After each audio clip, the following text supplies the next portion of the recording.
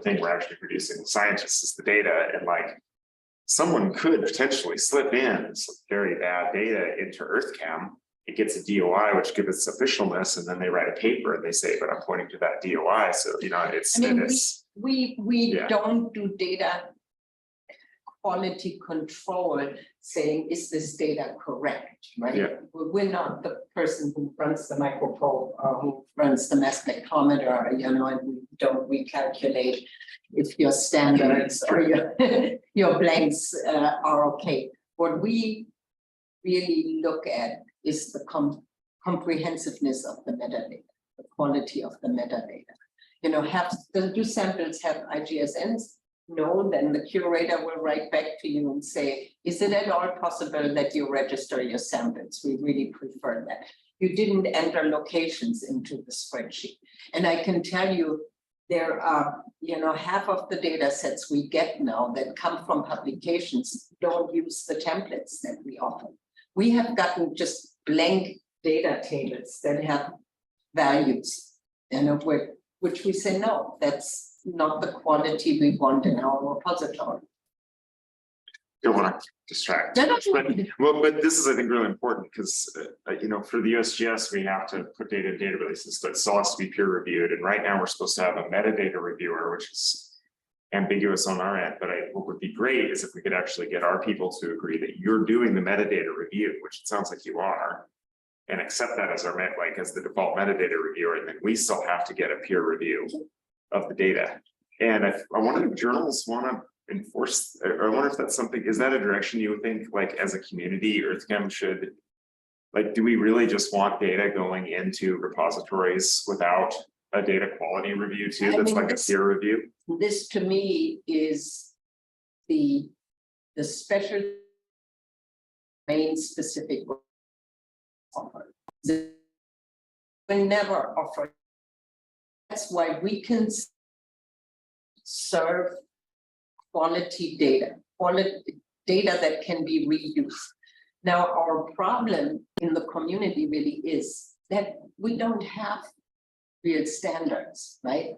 And that's why, and there's another slide for later, that's why we started this one geochemistry activity, because we need, as a community, we need to agree what really should be there in metadata.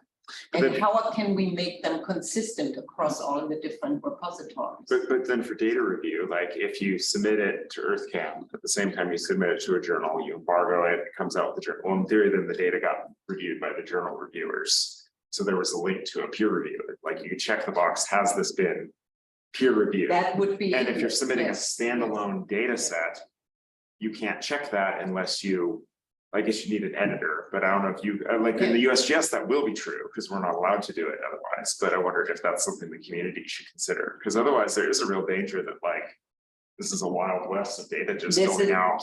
You need, and we have been doing this through a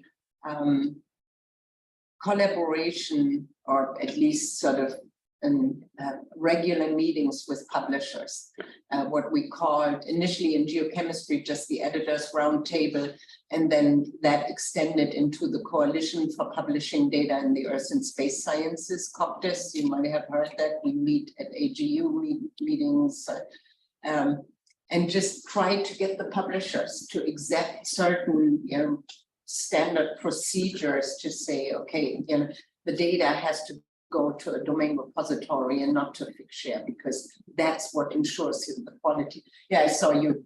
Is that when you submit your data, is there anywhere that you can also submit your secondary standards that you've also analysed to fill that quality? Yes, we have a mechanism for that. We're pulling up the templates later. Yeah. Yeah. Because that's really key for people looking at the quality of the data when you're trying to make these. Yes. Yeah, during our Dublin workshop, that was the consensus. I mean, people discussed this and they just pretty much came to the conclusion that yes, the secondary standard data is the best and most important arbiter of data quality. Right. And is essential to be included. It's Tephra. Yeah. Because it's hard to put a mechanism in place where you're judging quality of the data sets. For example, collected from a large chunk of honest, perfectly, engineered world, you're getting perfect data set. Like people in high school, you're dealing with garbage data sets, but to some degree they're valuable. We're using data collected in the 80s, like 1 or 2 clusters, and they still value to some degree.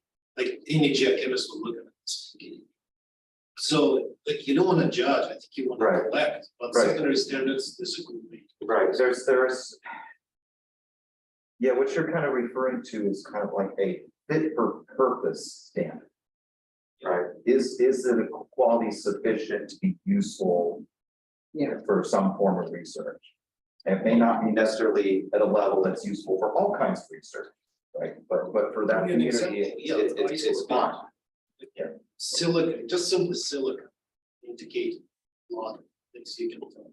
Well, peer review is not perfect, but it's just a gatekeeper to lower the odds. I mean, if somebody fabricating about out there and not being caught, like a huge controversy, but matter. GP data. Yeah, exactly.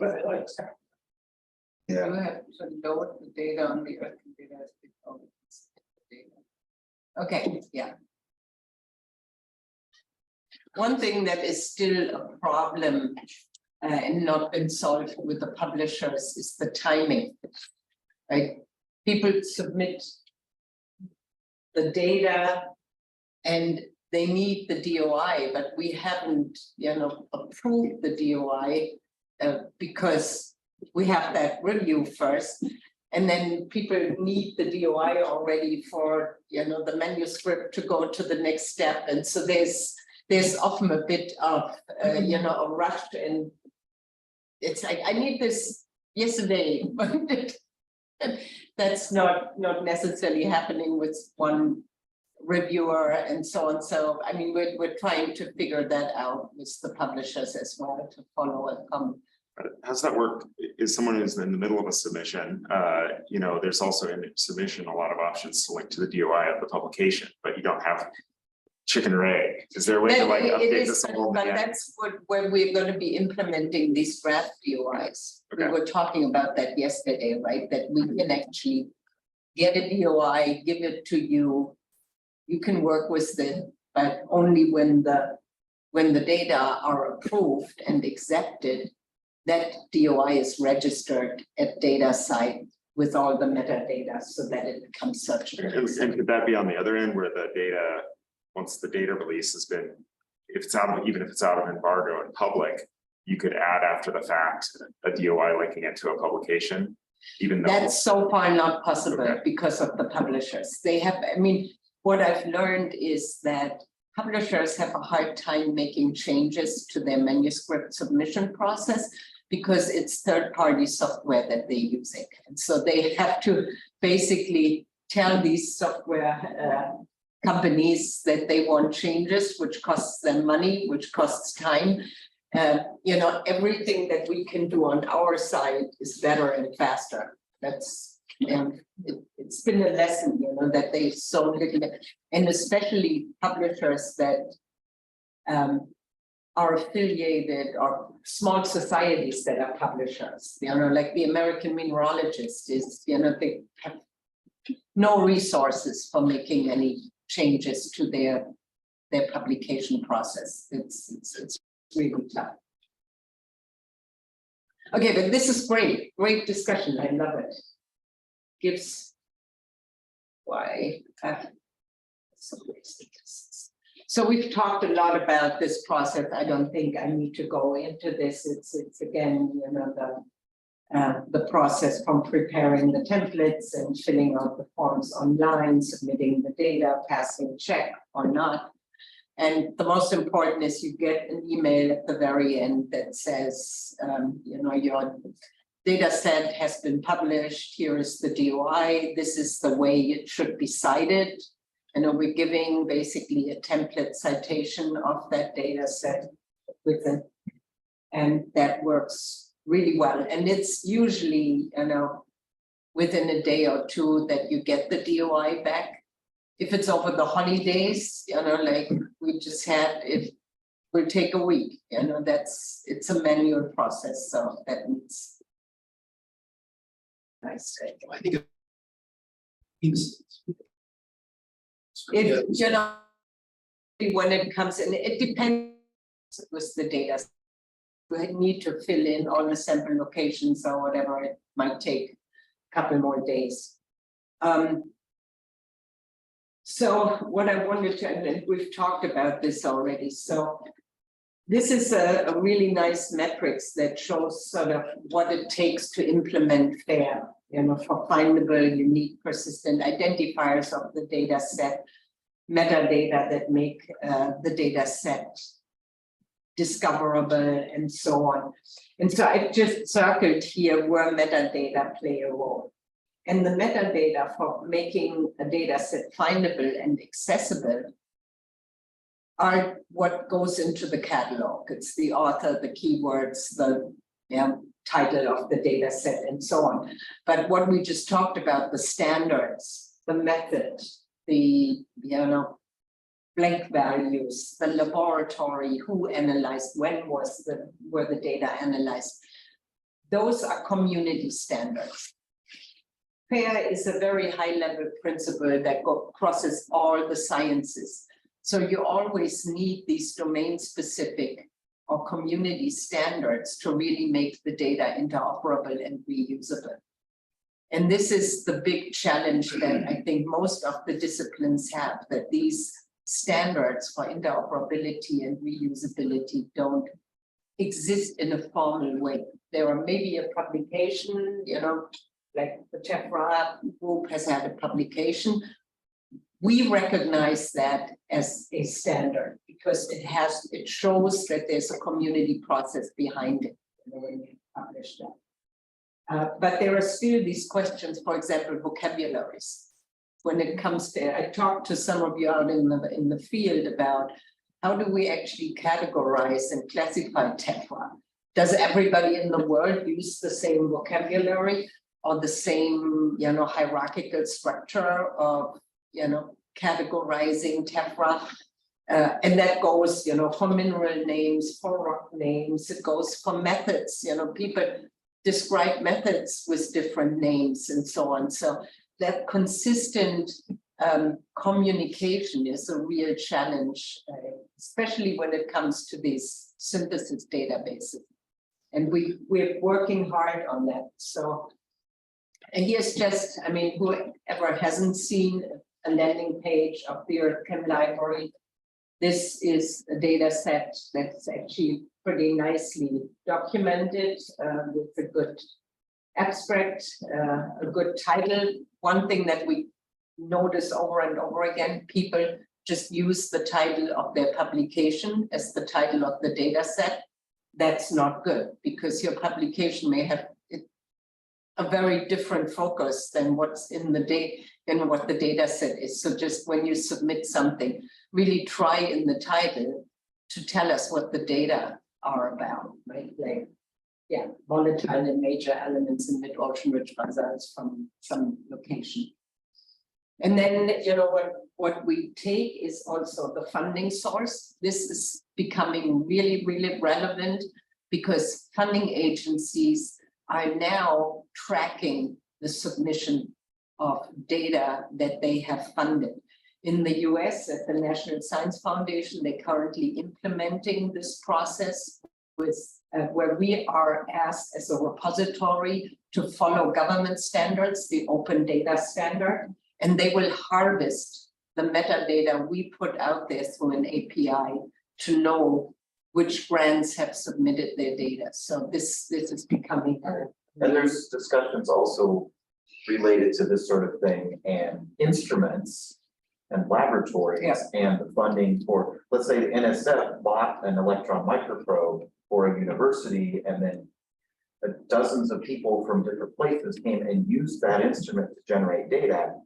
The NSF would like to see, track the impact that is, impact, yes. impact. So there's work in that direction happening too. We're not there yet. And here you can see how, all the samples are listed on the landing page. So this publication had lots of basalt samples from the University of Rhode Island repository. And these are actually from the data to a don't have to these numbers. You can. This is the way you actually then link from the sample to the landing page in CSAR, and the landing page in CSAR tells you where the sample is. So I was just thinking that, as Simon said, well, you can annotate with where the sample is. If the sample is registered, that information is machine readable and available already. And so Is if you have an IGSN for the sample and it has all that metadata, which is essentially the sample metadata, that's do you the then thing. re-enter that on the EarthChem submission, or you just do the geochemistry? Right now, you still have to add this, like, this is. the And is new there way. a check to Yeah. make sure they're the same in that, or is it possible to text? We looked that up. That's currently done, but that's the quality check of the curator. But we would like to, implement something where the user just has to give us the IGSN. And we already have an API where we can then pull all the metadata into this. So I'm not sure when that slide comes is about the modularizing. Right? Yeah. Currently, our template has the data, it has sample information in a different tab, and then yet another tab with all the method information. And we want to really take that apart, because what we realize, there are lots of different types of samples, there are lots of different types of methods. So if we keep all that in one template, we have to generate 1 million templates, right? With a combination of water samples with mass spectrometry and water samples. So we need to basically create these modules for capturing sample metadata, for capturing method metadata, and then Right. just the Yeah, samples. and part of this would also was something that the whole rock community generally hasn't needed, but Tephra community needs. Is we have laser ablation ICP-MS, we have electron microprobe, which is grain discrete. So you might have one original sample, but you analyze 40 grains. And those 40 grains are not necessarily all the same thing, right? Whereas if you have a whole rock analysis, your sample was a chunk of the salt and ground up the salt, and you have an analysis of the salt. Very simple. Not so simple with Tephra. Well, I mean, we have clearly had people who have registered thousands of zircon grains From and linked them to the parent sample. yeah, But I mean, one Tephra study, we could from AVO alone give you in the next week 10,000 new grain analyses that all would need If you 10,000 want- If you IGSNs. want to be able to reproduce your measurement and know which grain goes with which H run, you might want, the unique identifier for that grain. But at that point, you could also just have the unique identifier for the analysis and not be. I know that's a lot of work to enter all those IGS. Do we want that many IGSNs as a community? Yeah, For I mean, every to me analysis, is- essentially. If the grain actually, or, any mineral, and we're talking about that a lot in the astromaterials world, where you have tiny little particles, right? That get reanalyzed now. If you have an object, a mineral grain or piece of rock, that you might give to a different instrument and measure more data on it. right. The IGSN is what's gonna link the two measurements Right. done on that sample together. Yeah. I The mean, analysis identifier will not. Analysis work is by default. Every analysis, it could be anything, right, but in struggle micro, it doesn't matter. right. It's- yeah, and- this happens with micro, where people are doing laser ablation ICP-MS and they're using the previous electron microprobe Yeah. for the internal standardization. And so this microprobe and this laser are on the same shard. It might be the dream, but I don't Right, know. but we if it's don't practical. necessarily, right, the question is, okay, you could link them that way. Is there a need to link them that way? Like, Or is the need worth the cost at this Right. point? Like, it might be Right. like in a perfect world, we could do that. I mean, Yeah, really, this is where we We say the community should decide what makes sense, right? It's possible to register every grain, Right. you know, you can Yeah. even register a spot if you want to, but that's a best practice that you need to decide. Right. I mean, a lot of times with just what we end up with is you have a sample, you analyze your 20 grains. Okay, you've got a couple where you hit a feldspar instead, you've got a couple of outlier shards, you know, some detrital material that was mixed in or something like that was clearly something else. And then you have the rest of them. A lot of times people will just report an average. And for most of what we do, that's probably enough, is to know what, you know, what the mean. Well, we should get rid of that. That we should definitely not do, but yeah. Yeah, of the major populations. But we do have the capability of at least saying, like, sample A has 4 different populations of shards in it from 4 different eruptions. We can do that.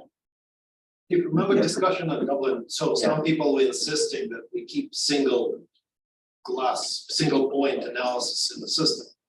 Other people would say, no, it really doesn't make any sense, we want to at least have like 20 measurements average. So the consensus, I think, was keep a single, but also average by populations of your interpretation. Exactly. So you're reporting and you say, Right. I think I see 3 populations, nobody realistically better than you will do them down the road. Right, but somebody else Just could make have, could have the full data set to reinterpret. So that- There are statistical methods that require you actually to pull in those individual analyses. And I don't think it's made it clear in all these documents that we eventually release, but that's kind of what discussion was, and it's definitely something that community needs to follow and educate each other. Right, and when we do have some example data sets that were produced that essentially follow that philosophy.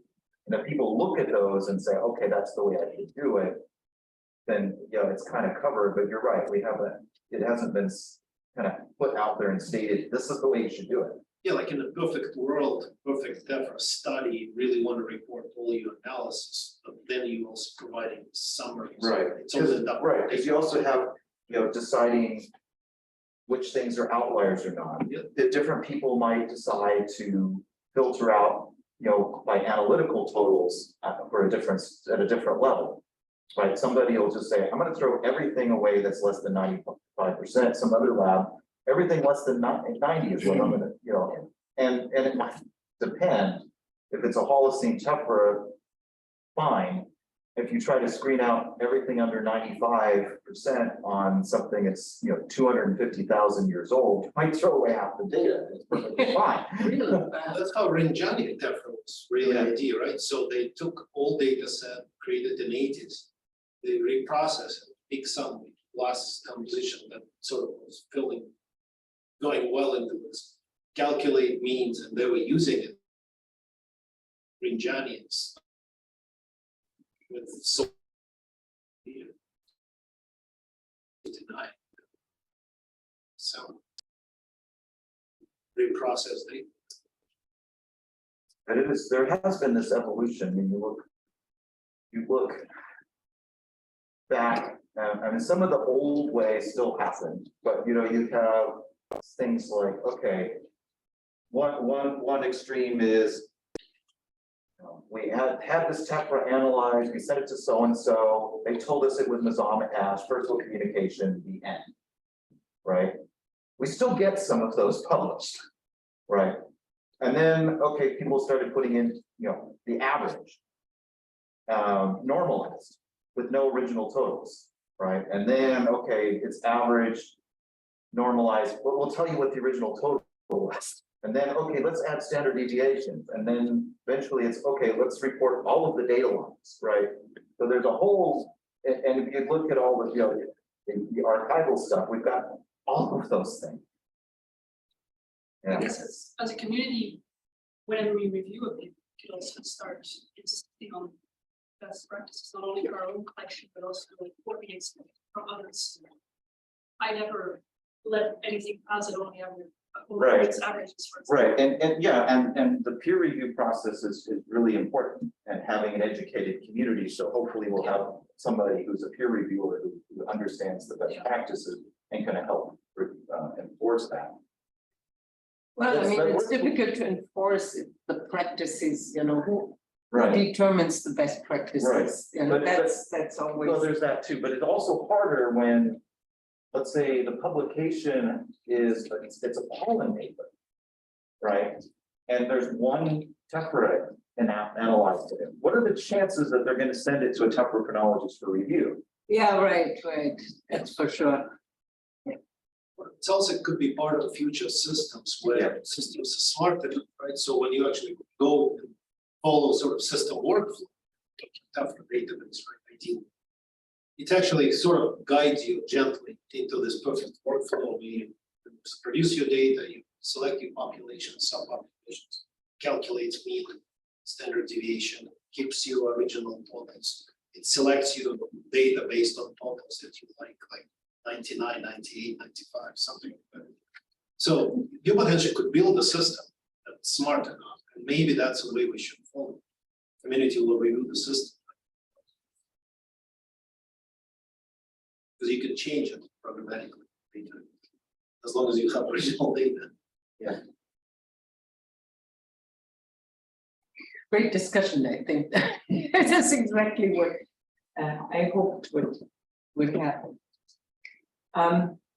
So I basically, this is concluding the part, no, maybe not entirely. Yeah, there's a couple more slides. This is just to show you that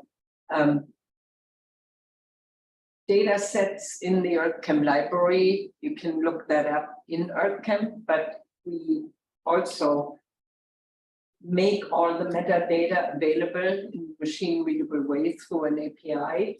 And we have, I don't know if you heard about Data One, they really aggregate metadata across many repositories. So you can find all the EarthChem data there, or it can be found. If it's your data, you have a much bigger chance that others will find your data and use it.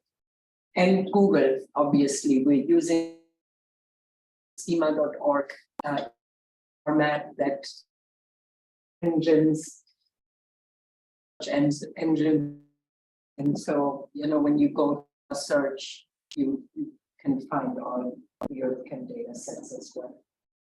And coming back, this is actually coming back to the best practices. And this is a really important topic for us. And so, as I said, I started, it was 2007, I think, this editors roundtable, which met at Goldschmidt conferences, where we invited, you know, the publishers of the major geochemistry journals to talk to us and see, you know, what are the standards or best practices for data reporting. That actually led to a statement that is published in the EarthChem library as the recommendations for the reporting of geochemical data in the literature. Was published 2014, so quite a way back, and it's very high level. But that's what guided the development of our EarthChem templates, where basically, you know, all these editors said, well, people really need to report their method, the lab, they should have reference material measurements and so on. And that basically, you know, created the design of our templates. But in the meantime, we need to go to a different level of specificity in order to make geochemical data interoperable and exchangeable. And I mentioned already this one geochemistry effort. It's become pretty big. I don't know, did I put, no, I didn't put a slide in about one geochemistry. Several major national research infrastructures are participating in this. I don't know if you heard about EPOS, the European Plate Observing System. They have a specific section on multi-scale laboratories, so they participating in that.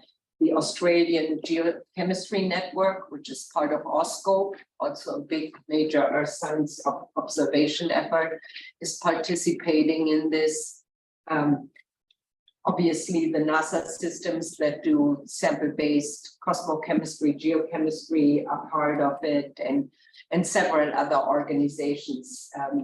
So we keep holding town halls. The next one is going to be at EGU in Vienna.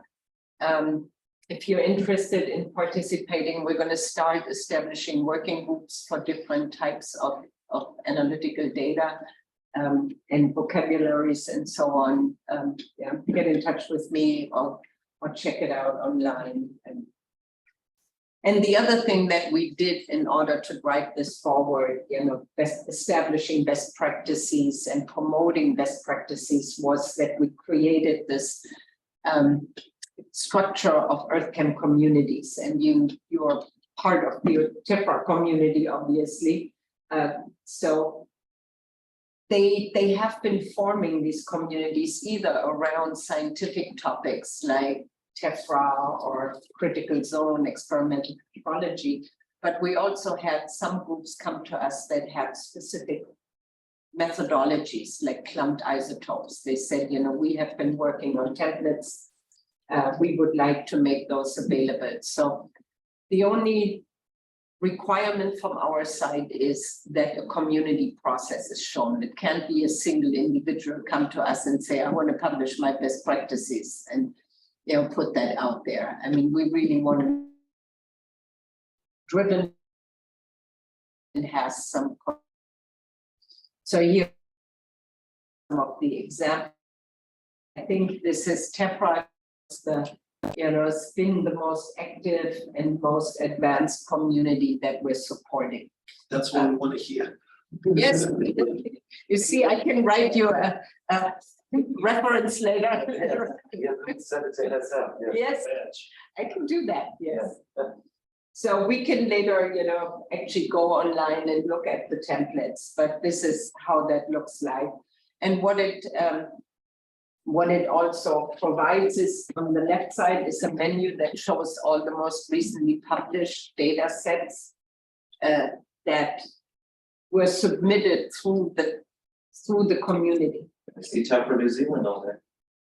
Yeah. Electric one down. Oh, cool. The other one is something melt inclusion of the Cleveland volcano. That's somewhere in Alaska, right? It's a little old, but what year was that? That's Dan's stuff. That's just came in. 2020. I can. 2020, there we go, 2 years ago, yeah. That was ancient history. Yeah, right. But if you submit your data set through the community, meaning you go to this website and then click on submit data, it's automatically tagged as belonging to the Tephra community and will show up in this list of recently submitted data sets. So this is what we already talked a little bit about, our new approach to becoming more modular in the whole data submission, and shows that sample metadata will be collected increasingly through the IGSN registration.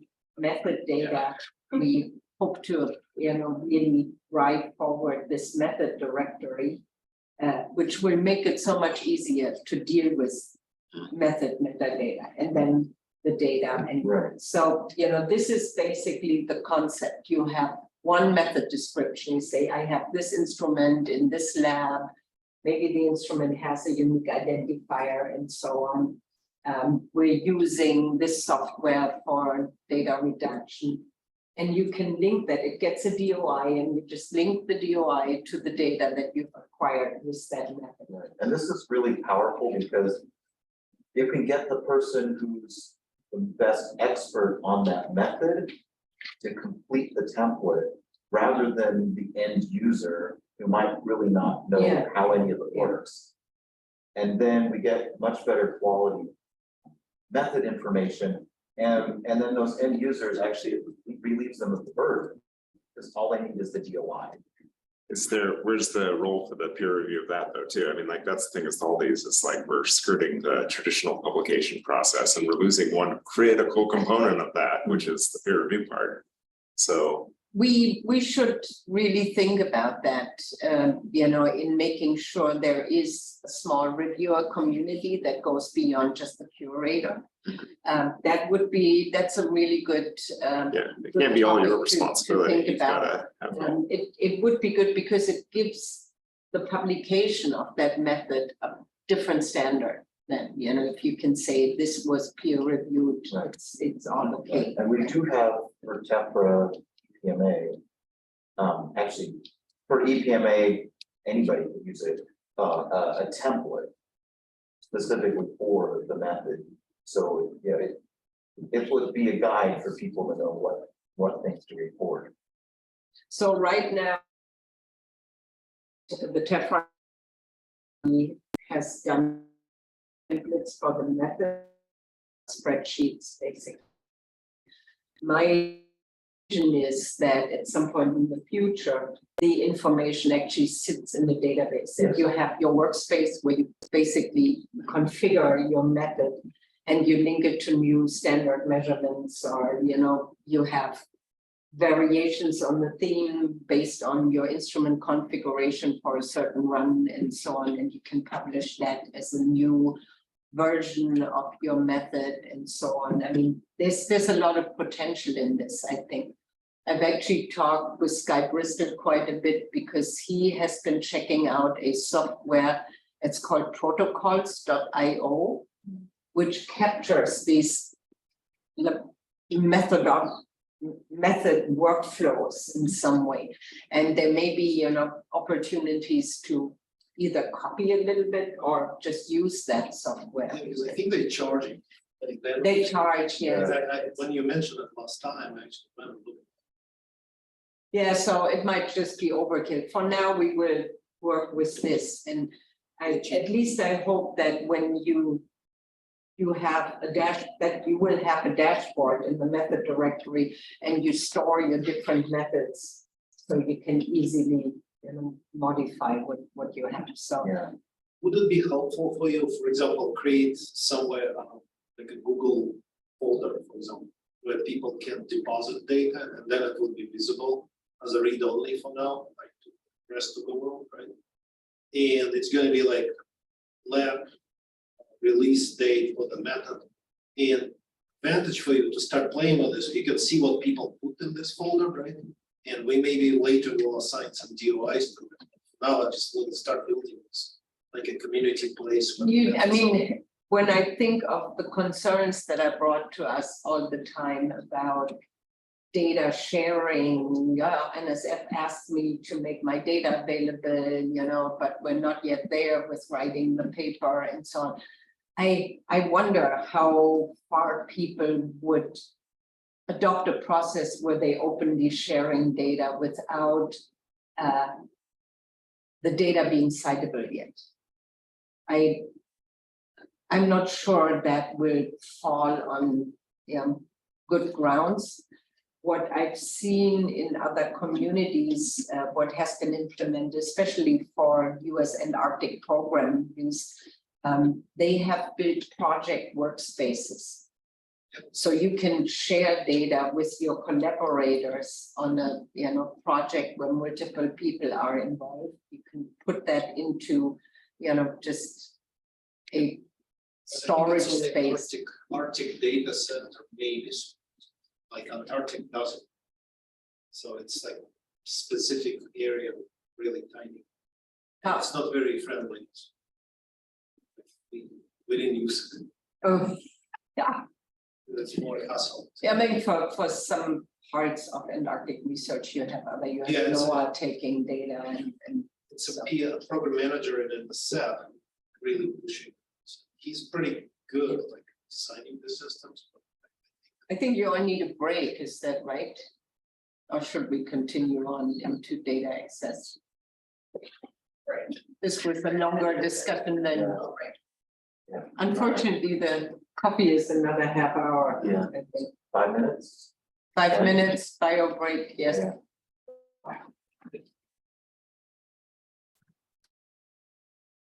Standing. And we've been having these discussions. Right.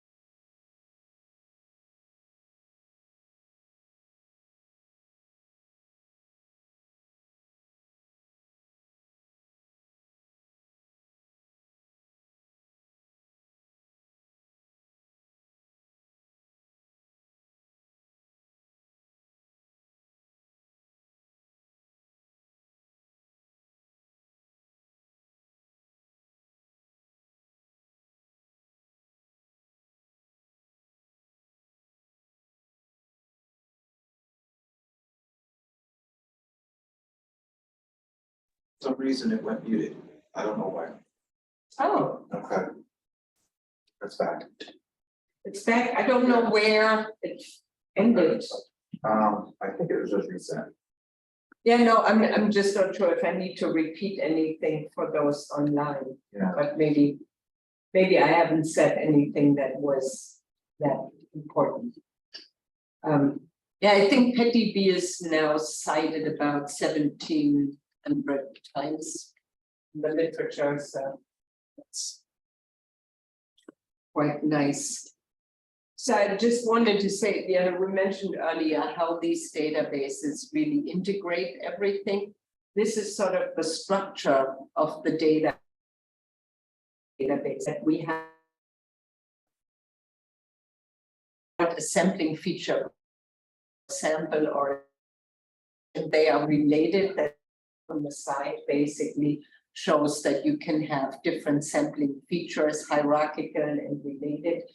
And they are related to what we call a feature of interest, which is the scientific context. So, you know, your sample would be related to a stratigraphic unit, or, you know, a basalt from the ocean floor would be related to a mid-ocean ridge spreading center and so on. So that those give the scientific context that can then be searched. And then some action, some analytical action has happened on that sample and leads to a result, and that action is described with a method. We can't So- hear anybody. Still nothing. Just maybe sign out and sign in again. So, That is so strange. on the sound. Well. And then unmute it. Can you hear us now? Yes, thank you. It should. We've been speaking for the last. It's been muted since the break. Yeah, weird, huh? Yeah, Oops, so wait.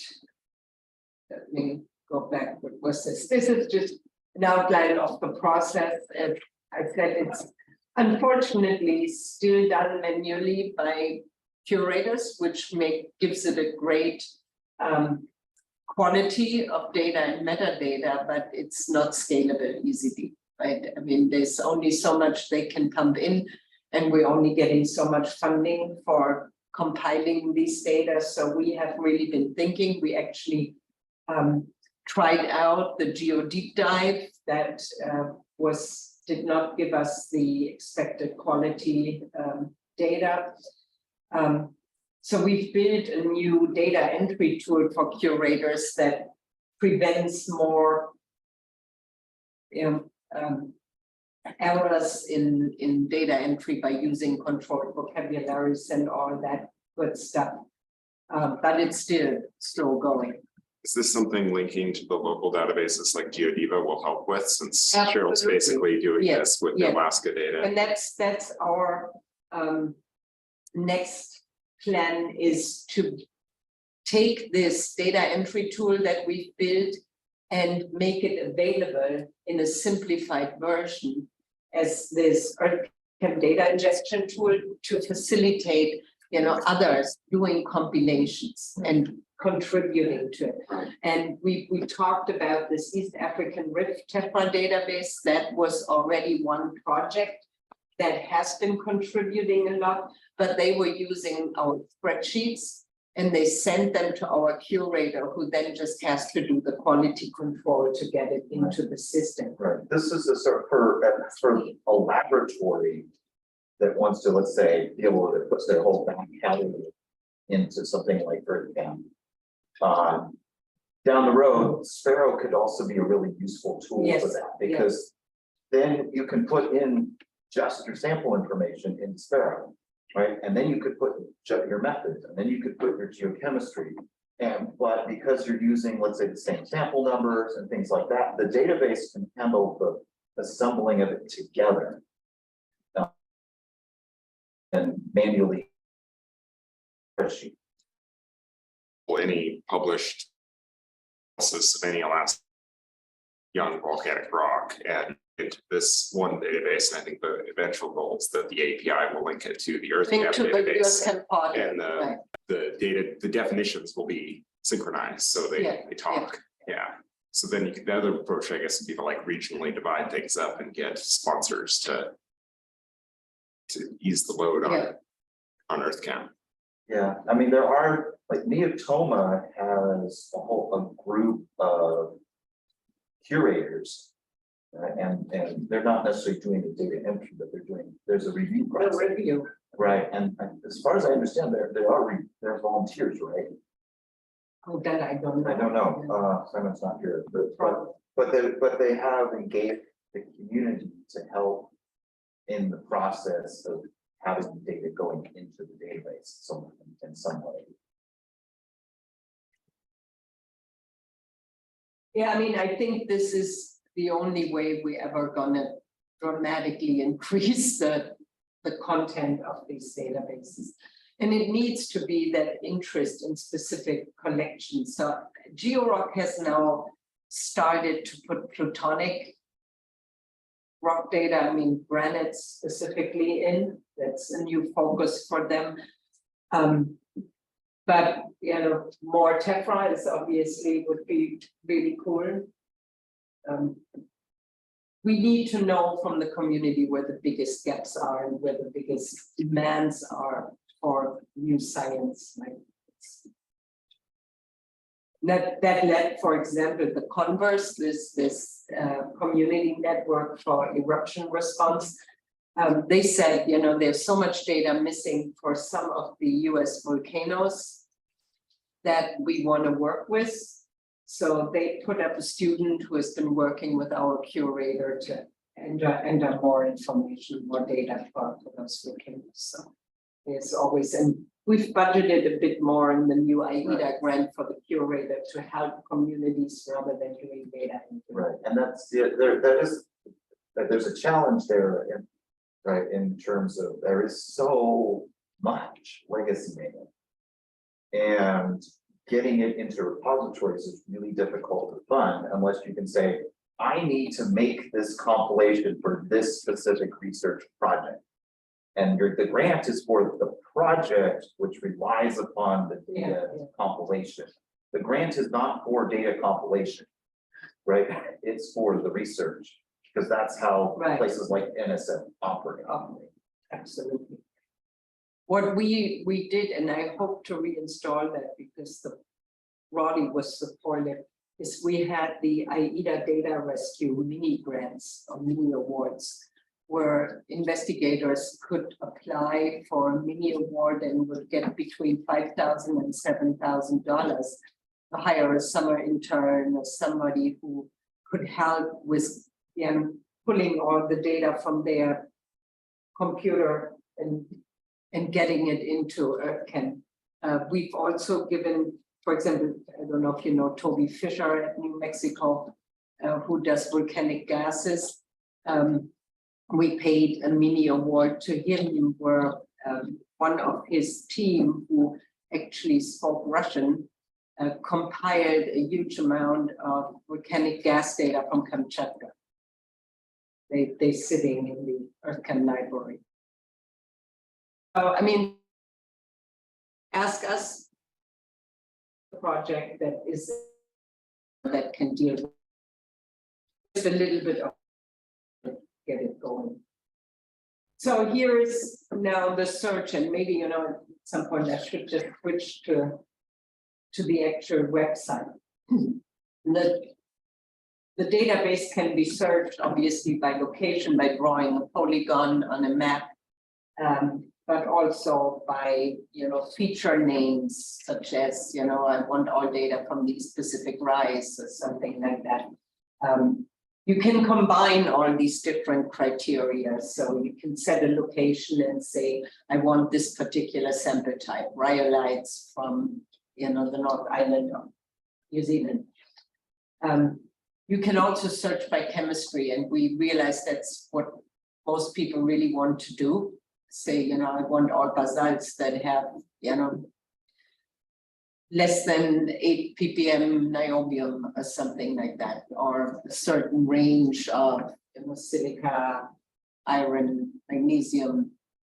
I remember that one of the first sort of guiding questions that we got from a researcher was, I want to compare all the high magnesium basalts from the Lau Back Arc Basin with the Mariana Trough. And I want to get all the trace element data for those places and for those high magnesium basalts to see which one is more enriched. Right, and that's really with PETIB, you could get the answer in 3 minutes, you know, which is a huge advantage. What the GeoRock database did, they basically run on a regular basis queries and create precompiled expert data sets so that you can just download a spreadsheet for a given volcano or for an island and so on. And that's something we're considering now as well, that you have, you just go and rely on us having the right query. It's kind of like right now, there's this data set, it's spreadsheet based called Tephra Camp. Okay, yeah. Right, and it's kind of like an expert compiled data set. And they keep versioning it.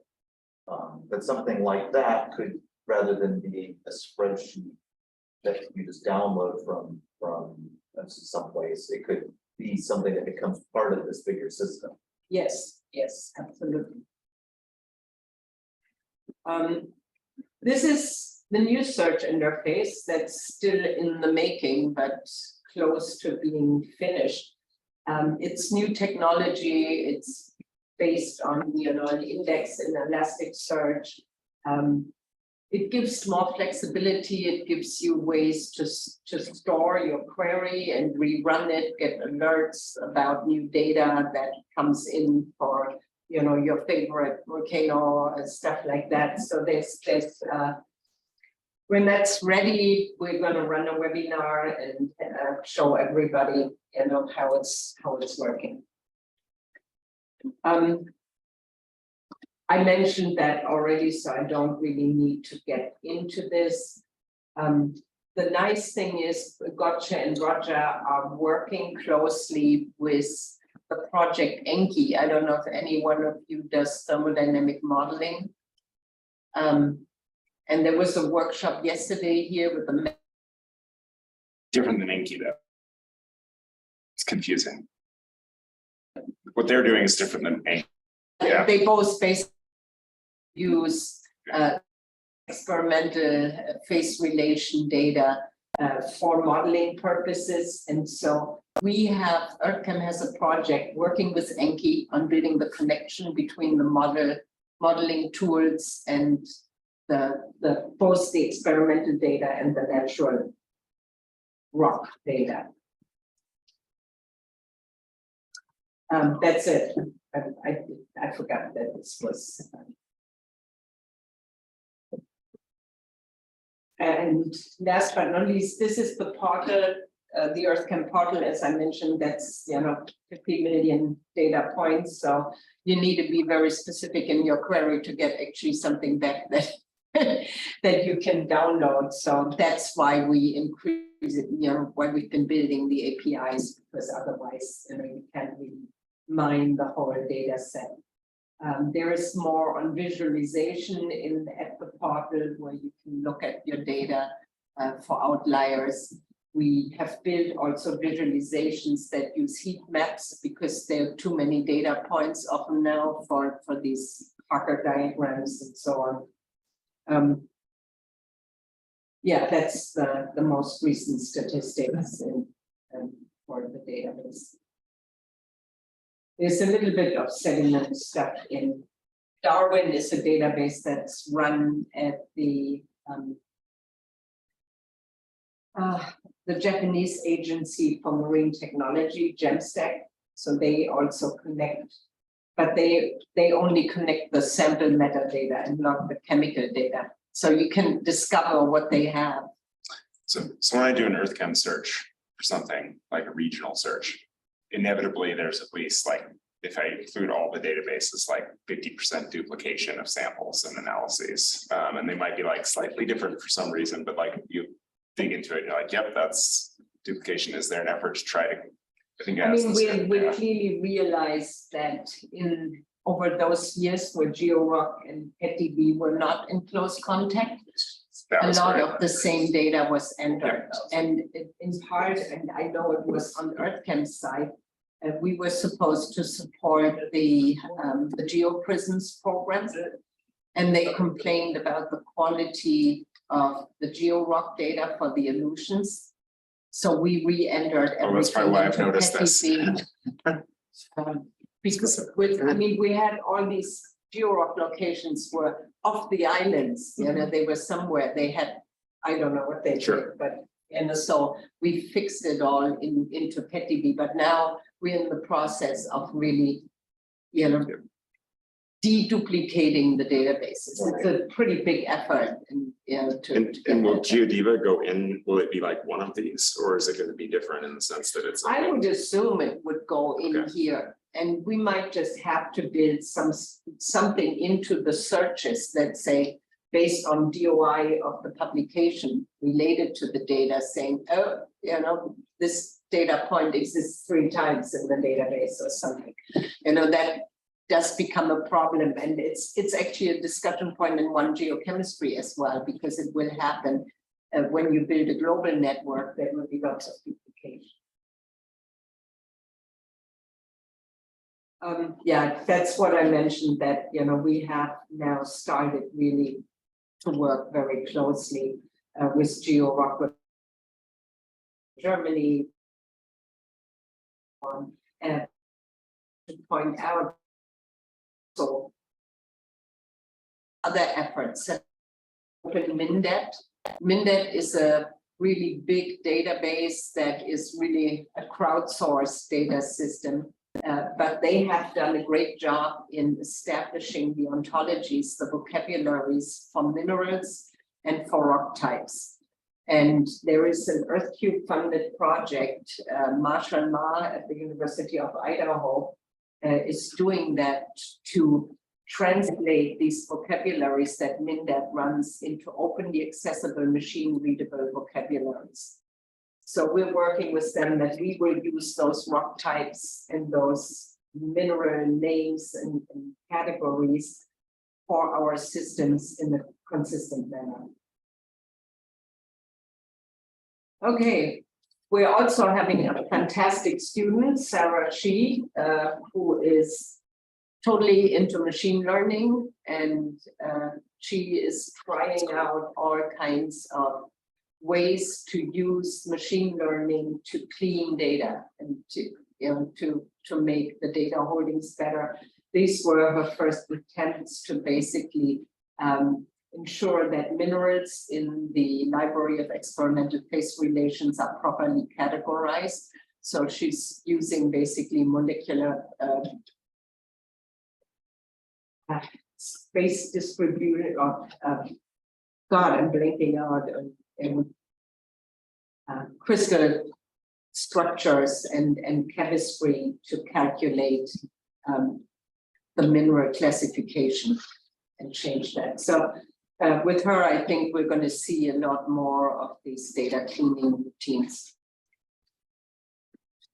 And that's the volcano problem that I showed you yesterday. And maybe this is a good point where, you know, connect to it. But I should let you, so this is the old version, the first version that was created with funding from the Sloan Foundation through the Deep Carbon Observatory. Whoops. Oh, and I didn't put the other slide in there, too bad.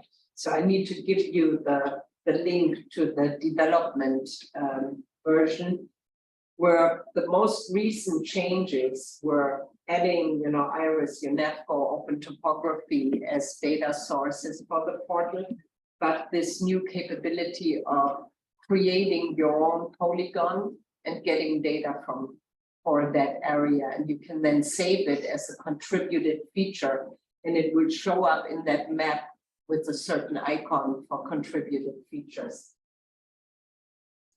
I think that was it, yeah, and I just wanted to encourage everybody to participate when we have new versions out that need to be, and really, what Stratospot has done in engaging the community and iterating new versions, that's what we really would like to do. So let me just get out of here and try.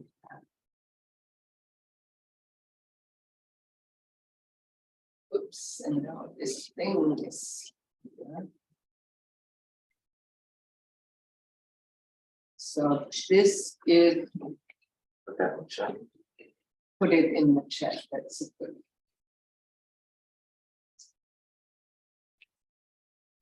There is some comment.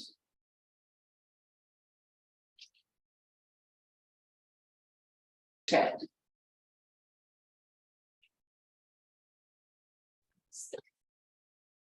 See, could. Yeah. Crush your sewer. That's What's a decade?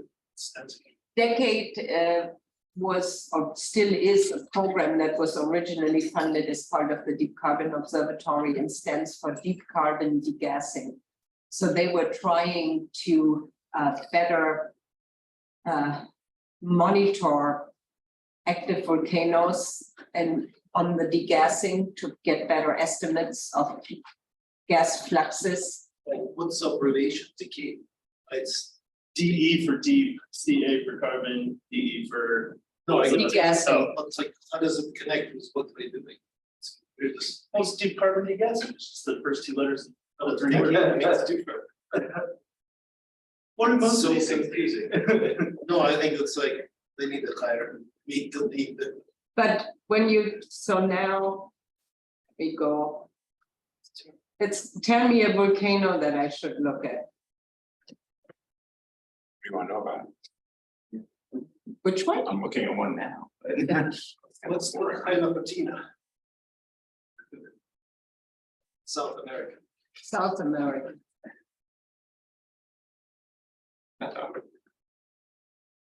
Broken tank. Chile or where? Peru. Oh, so it should be somewhere here.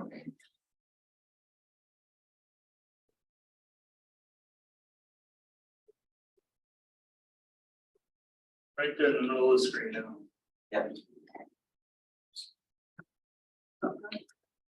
A little bit lower to the right. That one does not have data.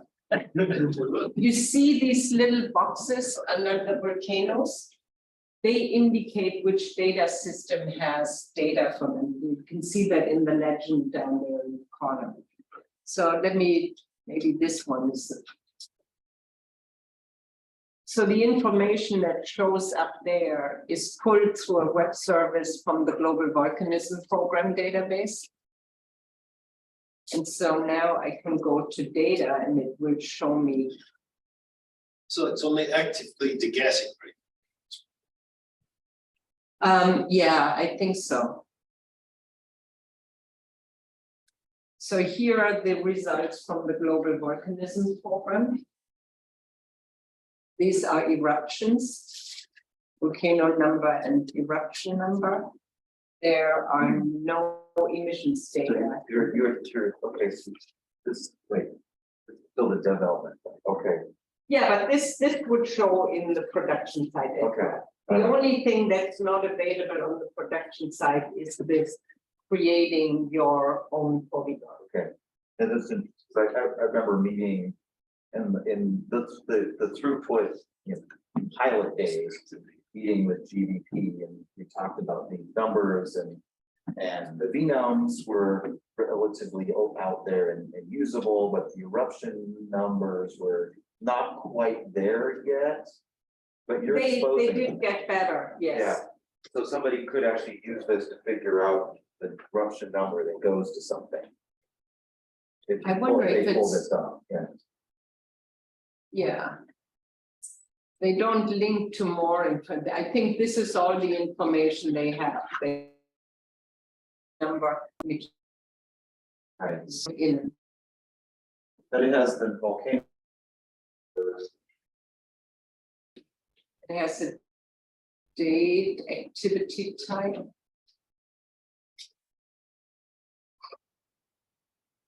I mean, it's what they can provide. Here is, you know, this is searching basically the EarthCam portal. So all the data for that volcano already shows up. What if you click on details? You go to that database. Oops, Mine did that too. That's curious. That sounds like oh, there's a broken link somewhere in there. that's something got disconnected, obviously, yes, yeah. Okay, I will have to report that. Yeah. So one, And then here are the samples in Yeah, CISA, that's cool. hopefully that link. right. So one part of the conversation. Oh, low battery. Oh. Okay.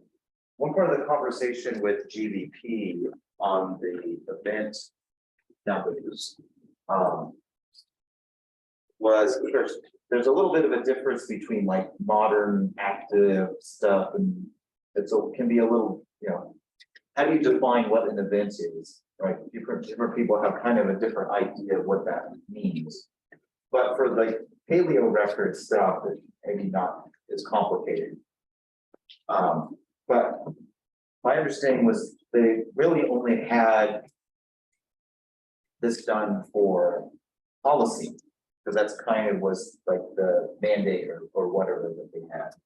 And yet the Tephra community really could use some kind of unique identifier for Tephras back further in time.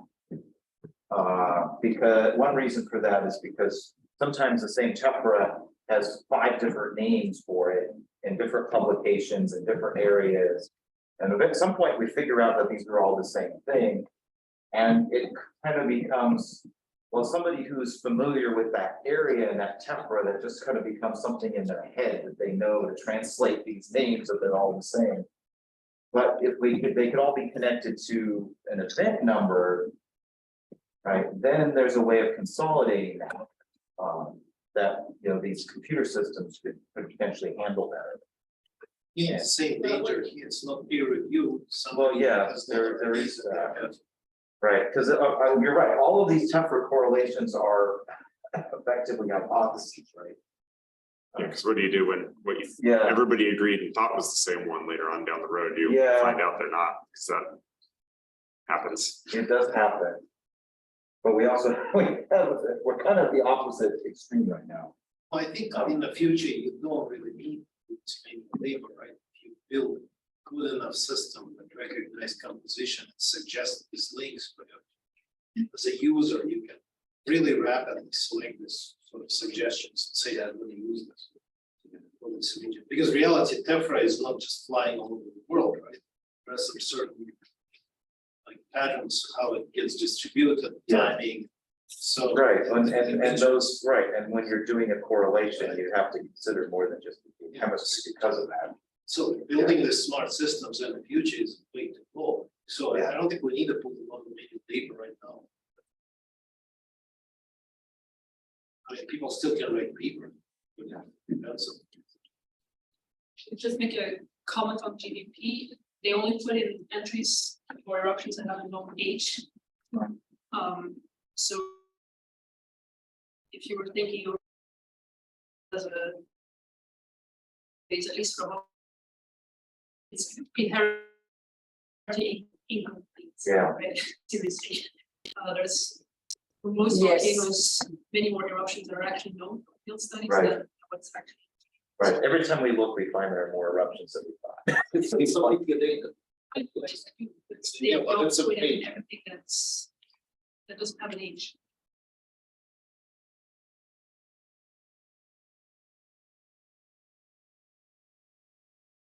And these are the gas data.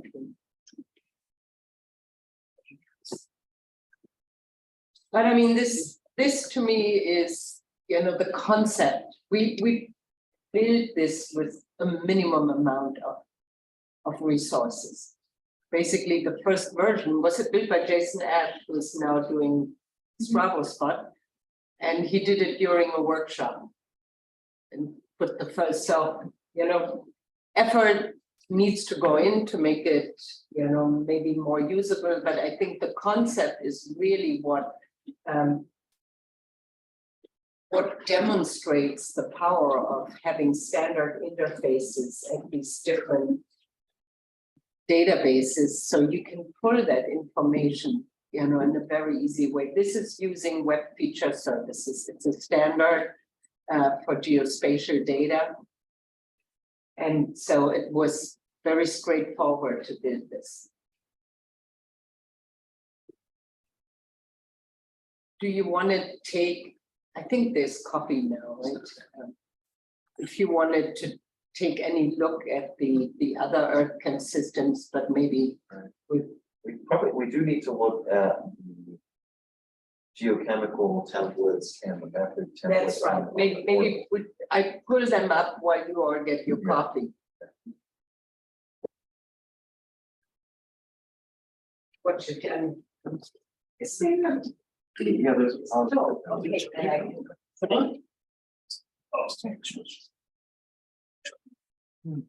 Hearing more and more messages, people not making it. Yeah. Flights should be going now, but I'm still hearing people say that flights are canceled. So it's like not coming at all, or maybe tomorrow or the next day. Their flight was canceled, they can't rebook till like Friday, Thursday, Friday, late in the week. It's just and it was like, not. they just kind of throw the towel on it and say, well, We could, Yeah, no, we were out that's- this morning. yeah, that's great. Really, it's going, because it's drenching now. Yeah, Oh, it's, wow. yeah. Well, I also was noticing, looking at like, canning the steering wheel. Some of this, what we're seeing is, apparently they haven't cleaned their gutters out yet. No, no, it was just over one. Yeah, these are the holes. One was probably the advertising for workshop.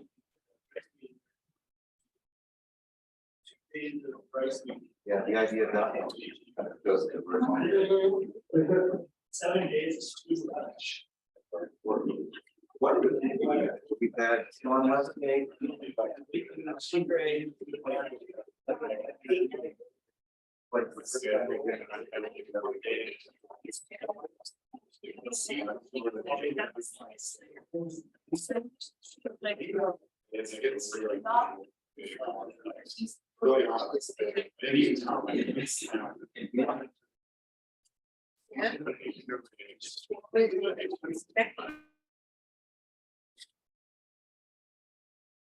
Yeah. You can celebrate. So, I mean, you could. The templates on your computer directly, because you're probably more familiar.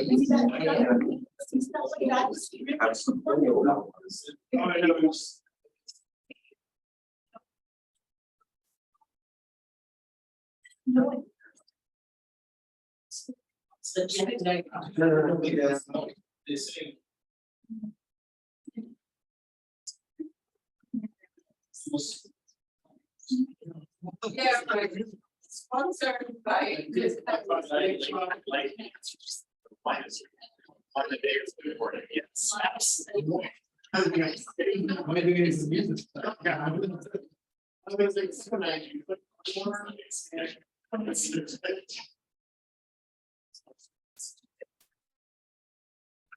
Well, actually, there's some time. I look for this and like Jesus needs to be in Kansas. She's like, just for this trust.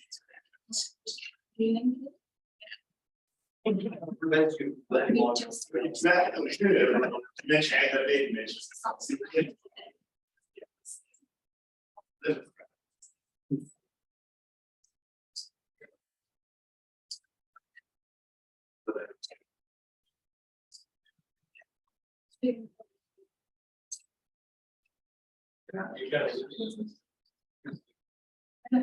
Yeah. Well, what at? Where the same problem.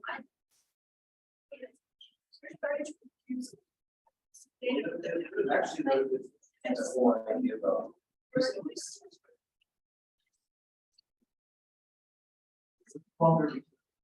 Yeah. Right. But yeah, outcome seems to be. It's a really good point. At least you Your habits. These are connected to that. There is infrastructure around it. That could be one. Registry. Could be valid. Yeah, they just leave it. Well, I mean, my family might.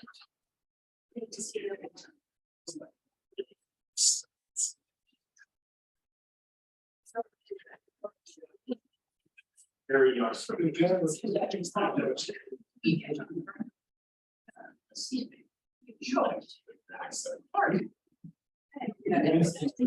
that says this matter. I don't know if you guys might. It's like. Yeah, absolutely. It's quite risky. I'm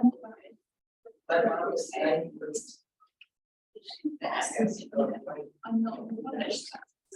Favorite traits. It's also. It's actually done. I have experience. I'm stupid.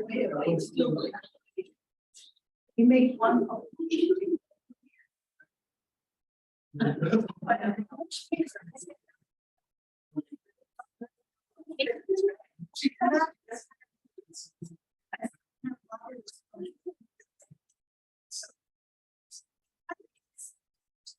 Yeah.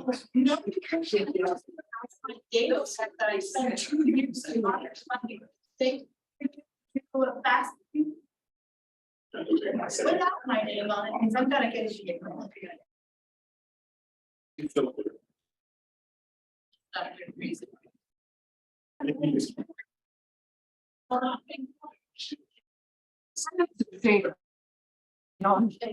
The rain now, it's like couldn't go to the lake and whatever. That. Publishing, yeah. Yeah. Well, I guess you can do it. So you're like, I mean, say you submit, you get into it. Yeah, if you live longer than it takes.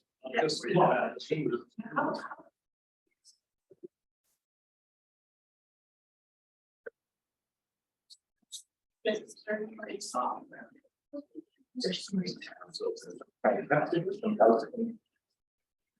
Yeah, mine is, you can read anything.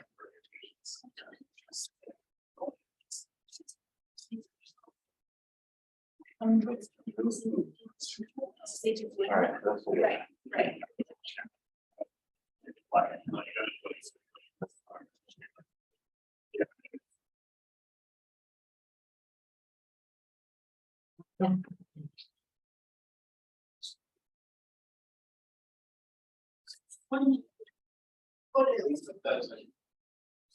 You told the guy we dumped on, weight loss. Well, that's what we're doing.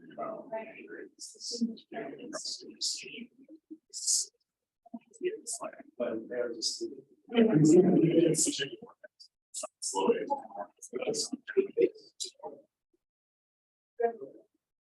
Stuff like that. Moose or definitely. I'm not ready for this. Yeah, I'll just.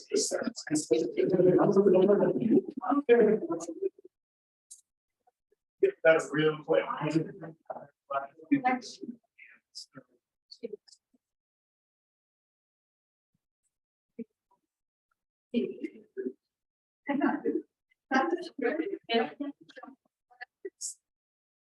Certain spring, they just like swim the trails.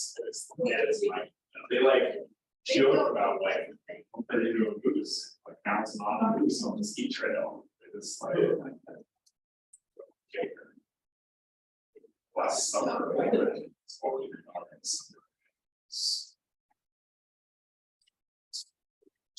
Her job is stronger. And then went away. It was like the midnight she started to get up. And she was like, be there. it's made, this is like the vision that reflects.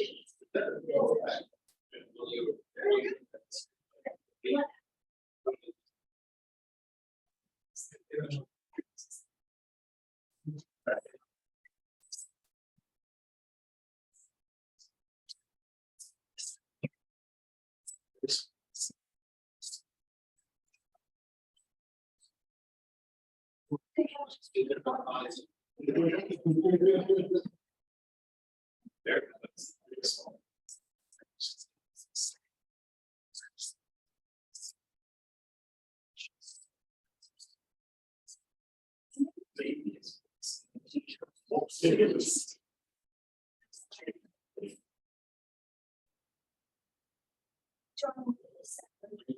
Yeah.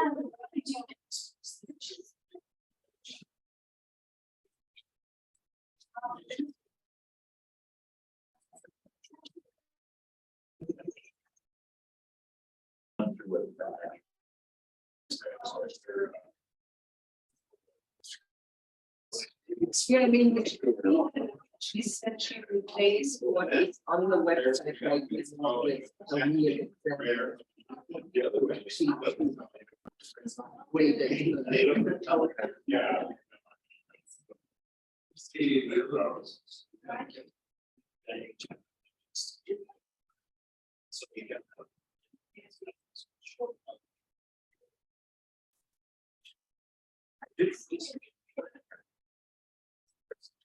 That's. Probably not. Oh, that's Yeah. a good point. I was There we just go. trying to figure out how I get to where I want to go. Which is a problem, if you don't have a target, you know, I had bought this tour and now I can't get there.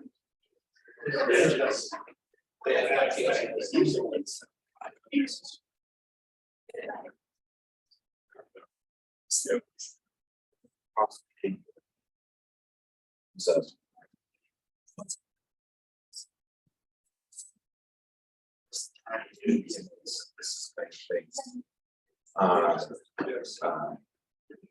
Advances in, you know, in.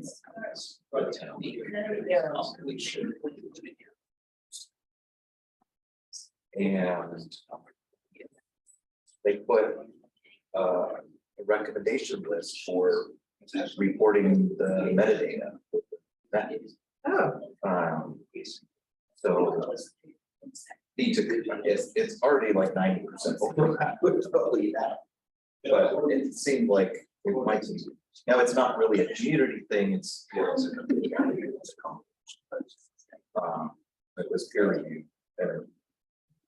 But I think if you, okay, is there something that recommended there? yeah.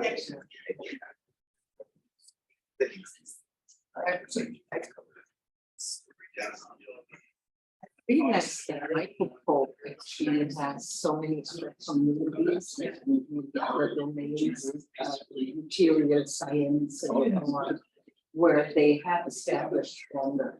Would be interesting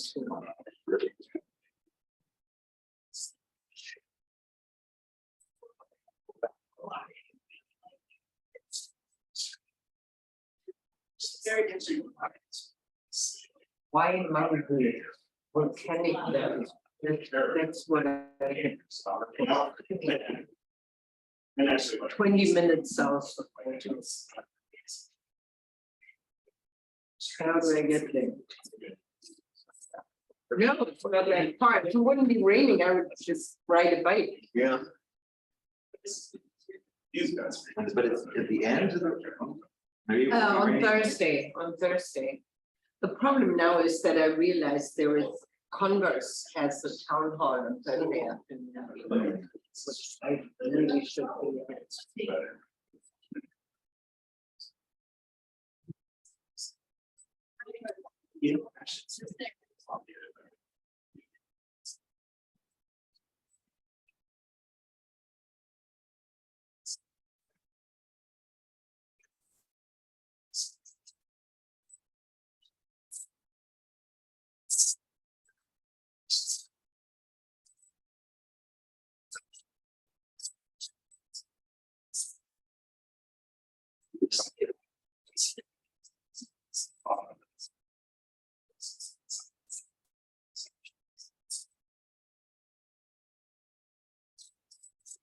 You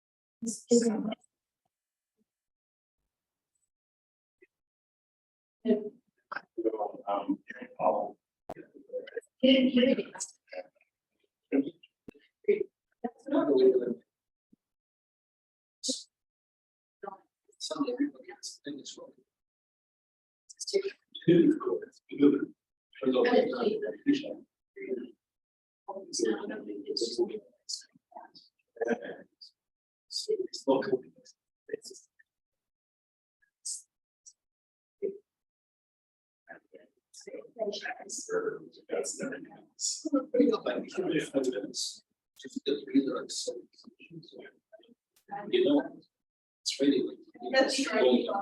We choose to.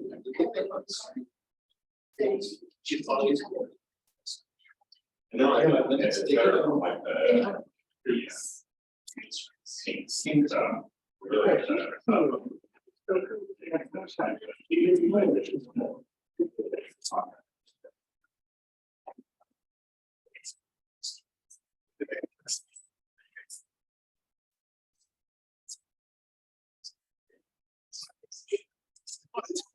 What it likes.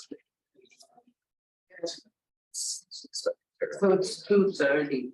I mean, we don't have much, well, the trouble is for cleanup.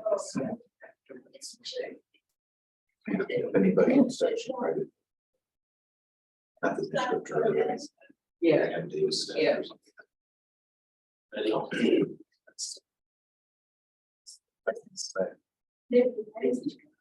All right. Yeah, 100%.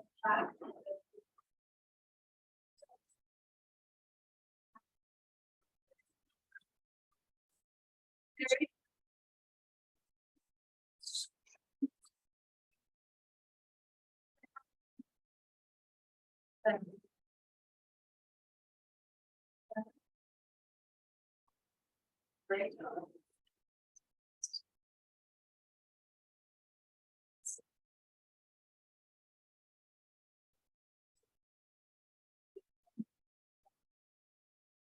Yeah.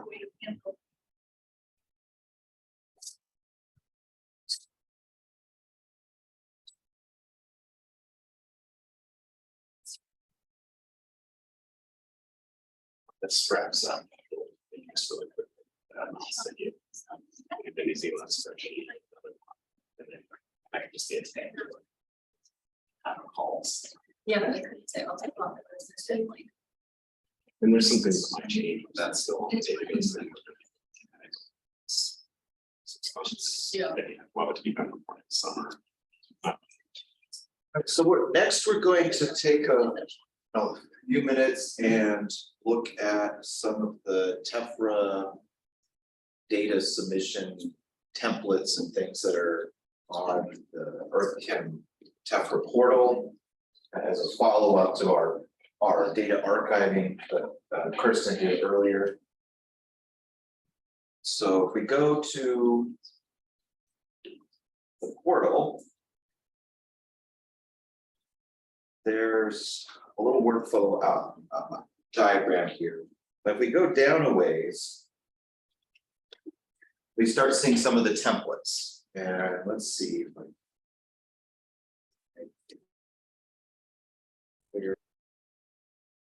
there we go. The template for EPMA methods. There's first the CSAR templates that we saw yesterday. Talked about this, the simplified one primarily. The comprehensive one adds quite a bit more potential detail. And then there are templates and examples for geochemistry. So we have EPMA, laser ablation. I think we just need to get together and get those finished. So, and some of these things, of course, we also have those recently published data sets area on the left, and I've opened up a couple of these things because I'm going to use them as examples here. So this is bigger. This is just a small data set from an archaeological site in Alaska, and they has this black ash primarily in their site, and got some chemistry, and ultimately linked it probably to Mount Spur with some help from Christy, and actually Matt too. Right? Yeah, credit where There's some credit's problem with that. I can't remember though. I need to look at that again. Was that what we decided? I can't. I remember I think this, so. but I don't remember what the. I conclusion was. ultimately found actually in the AVO portal, some GeoDiva data that was actually originally, I think, Christie's thesis work, and had a really nice shard by shard geochemistry. And I was able to plot the two data sets together in Excel, and they have the same distribution. It's one of these things, it's a bit heterogeneous, there's quite a bit of spread in the data. But it turned out the two data sets had the same distribution. And so I think we ended up concluding that's what it is. At the time this data set was submitted, we hadn't quite sorted that out with any confidence yet. So it doesn't actually attribute the data to any particular volcanic source here, but it is in the paper, which is, of course, it's let's see if you can make that. I know I gave, but maybe it's the other way around. Okay, the paper should know about the data set because we did submit the data set first. In any case, so there are a number of things in here. There's the C description table. This is actually the comprehensive metadata. Can go into CSAR, already is in CSAR. And then there, of course, is some geochemistry here. But this is a collection of files that you can upload a variety of different things. So if we were to go back to, let's say, the best practices guides and documentation on Zenodo that were introduced yesterday, these are some things that have been kind of turned into data tables or metadata tables based off of that, and then populated kind of and used. So there's in the best practices, there are some things in there about physical microanalysis. We heard where maybe you're working on a microscope, maybe taking some images. So there's a little bit of that kind of data with this data set. So I filled out a table to describe that, how the sample preparation worked. So there's a mechanism for that. You could take one of these existing ones and just reuse it and put your own stuff in if you wanted to. The glass data we'll come back to, and then there are other things. So there are some photographs and things of the samples that were put in here. There's actually a couple of field photos in this, and then there are backscatter electron images showing some of the grain morphology. So that's here. Actually, the last one is the field one, and yeah, this must be the optical microscopy ones where you can see that there's some variation in the color of the shards. There's clear shards and brown shards, microlytic shards. So there's a little bit of imaging to document that.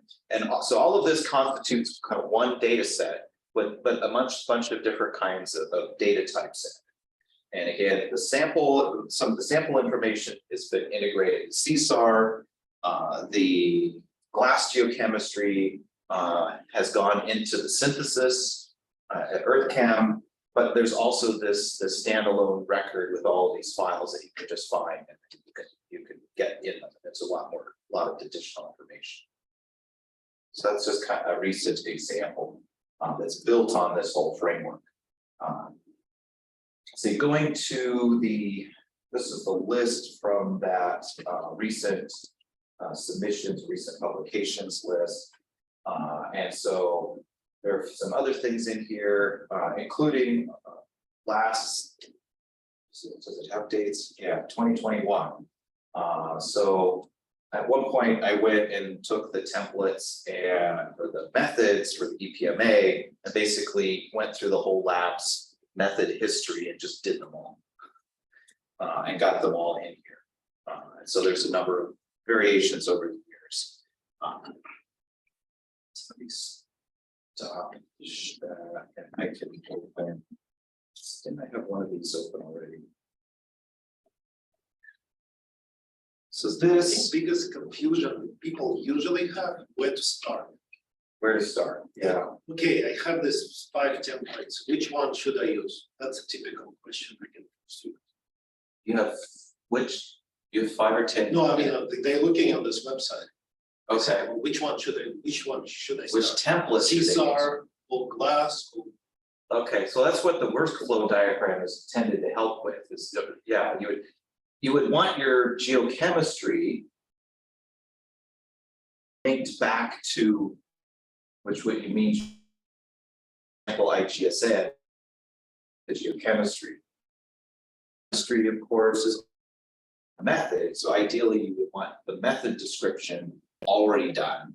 And then when those are both completed, then come and do the geochemistry, which would again link back to both of those things. So the comments I heard that people go to CSAR website and they kind of ignore our template that we have, sample submission. It's just simply like the way it works. Yeah. Real world scenario. Then they get confused at CSAR and everything. Well, this is a good question that I would like to ask from all of you. So we have the EarthCam communities. And the Tephra community has both the samples and the geochemistry with templates in there. So do we need to establish in parallel a CSAR community that shows these templates? Or should we move things out of EarthCam CSAR and rather have IAVCEI communities where everything gets integrated? We've been discussing that a number of times already. We feel like it's established itself as the EarthCam community, but as you say, people are missing out that there are samples, specific templates. So if somebody goes to CSAR and goes, I want to build a template, to that template builder, could you say there, if your samples are Tephra, there is one already made for you. Or recommended, just Yeah, with the something. list of, a page that we link to that. I would get away from recommending, just say, this is the template. Because it seemed like, there's the Zenodo template, which is different than the EarthCam template. And they're very similar, but they're structured differently. Like, we just need a template. Yeah. If it's for microprobe analysis or EDS or WDS analysis, just have one. And let's just say, this is what we're doing. Because it's like, it gets to be too many things. Andre and I were going back and forth. I was using the Zenodo template and I sent it to him. He's like, well, this doesn't work with what I was doing. Yeah. They're the same, but The Zenodo, structured. right, the Zenodo stuff was a predecessor Yeah. of what's at EarthCam now. Yeah.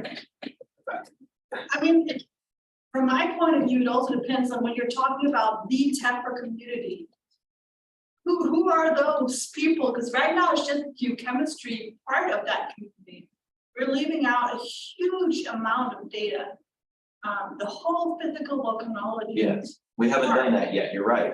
We have lots of modelers that would love to query our data sets, and they have nowhere to really go. I would add that there might be room to have more than one, specifically 2 template types, because I think this, from talking to you folks, is that this is a very user visually friendly version, but it's not like in my case, like I've already got all the data in a more machine readable database format.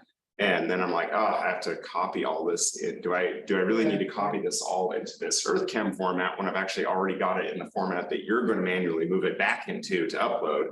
So we might have like the option to have like, here's the user-friendly one if you just want to have everything pretty and colored. And then here's the one that actually is like what our uploads are. If you feel comfortable in that Yeah. space, here's one where we've got our data definitions defined somewhere, and you need to know that SiO2 means Yeah, I SiO2 mean, in weight percent. You know, at this point, the templates because they intended really this is the method. Don't have any yet that read from those templates directly in, right? Hard So to- there's, Yeah. right now, it wouldn't be a problem to accept other formats as long as the same metadata that we want are Right. included, right? In the future, it may be different once we get to a place where we do have sort of, more, Right. machine readable format for the data. Then it becomes tricky when you get multiple. Right, so going back to the physical stuff, what we did with the Zenodo, we made the best practices, and then some of us working kind of on the team decided, well, we needed some examples, like somebody had actually tried to use the best practices framework to record data in some kind of format. And so then we came up with worked examples, which were some of those were just me making a spreadsheet based on the best practices and shoving it on Zenodo, right? And a couple of people gave there was some feedback because we kind of looked at them. That is not a template, right? Yeah. But that was kind of the first version of what we had for geochemistry also. And then we worked with CSAR and EarthChem, and there was a lot of meetings and a lot of back and forth to really hammer out a lot of details to turn some of that earlier kind of worked example stuff and recommendation stuff into something that could actually be a template. And that hasn't happened yet for physical volcanology, really. But I mean, we don't even have a place to go with the data. Well, yes, there's that too. You Right, know, and part of having a template like that, and having everybody put things into a more standardized format means that we can also go beyond file-based archiving to synthesizing that data, so somebody could say, show me a grain size distribution for Mazama on a map. Yeah. Right, because it's all in a I mean, database together. it's as long as the data are sample-based, you can use and reuse what we have for the chemistry, because it's just another type of property. It's not SiO2 in weight percent, but it is. And that's Yeah. why I keep bringing it up here, because the effort to build a new infrastructure, scratch. So, I mean, huge, right? what I've just been, considering, and we talked about that in our team, is because we're getting, a much wider range of data submissions, and partly it is already physical properties. We have been thinking of moving it up one letter, the library, and it becomes an IAVCEI repository rather than EarthChem, right? And then it doesn't really matter. The only concern I always have is the curators we have right now have a background in geochemistry, so they understand the methods, and they can look at the metadata in an informed way. What would be needed to judge, to review a data set that has physical properties? As I said, the Tephra data, this EarthD database has integrated physical properties into the templates, and the physical properties already go into the synthesis. So that's, but I'm leaving that curation process up to them. I think the physical data won't always be sampled. Because That's measurements for tracing the same. You could still have an IGSN for the location where that measurement was made, and now it has an IGSN and it has a data point. It's a That's site, close enough. basically, it's a site. So so the sample is the site location in that context. Close enough, right? Yeah, the way we're doing that with GeoDiva, the route that we've discussed is that's kind of like layers, and we're describing. And it exists somewhere between, well, we have stations and samples, Yeah, and we're creating layers as an object class between those Right. two. yeah, And then the layer would have a unique identifier, and the layer would have a thickness and a maximum grain size and all of those other That things. would But once work. it's a sample and you do a grain size distribution, it right. would just be a sample. I mean, it's, yeah. the data Because must- it's geospatial, like thickness is like a geospatial factor, actually, I think, almost, so. It's the third dimension, it's Yeah. sort of like a core length. Right, but yeah, it can be treated the same, largely the same way Yeah. as sample-based data, even if we don't have a sample that's physically curated somewhere. I mean, there's a workshop next weekend on the subject, right? So, like, I feel like what it would be great for that group, like, it sounds like EarthChem would be willing to host the data and. Absolutely. And I really, still they think just need that's a to do what the problem. Tephra group did, is make a spreadsheet to be like, and think about it in terms of not just like, how do I like to have grain size data, but like, can grain size data be put into a database? And then that format. And we are, I mean, those are efforts that are starting to happen, definitely. But we also need to involve some of the modelers, because they have, you know, a way of ingesting data too, so that's, you know, what they Right. need. Well, and then you also have the mix of the physical data, sometimes is field-based, like in the field collected, sometimes it's collected post hoc in the lab, and sometimes you're collecting the same kinds of measurements in both the lab and the field. And we have to think, okay, is this going in the field app? And all of the grain size that you did in the lab also going in the field app? Or does it go someplace else? But then how do we put it together? Right? Well, it's kind of like you can do, you know, the same type of measurement for chemistry, but different instrumentation. Yeah. You know, so Yeah, it's kind of like the same infrastructure and thinking that we have different methodologies for creating the same Yeah. data sets. So I don't think it's Conceptually, Yes, it's yeah. the same. the thing. I think what confusion here is that we kind of came to this workshop, think, okay, we suddenly decided that we're only gonna build this geochemical database. Is the reason. No one.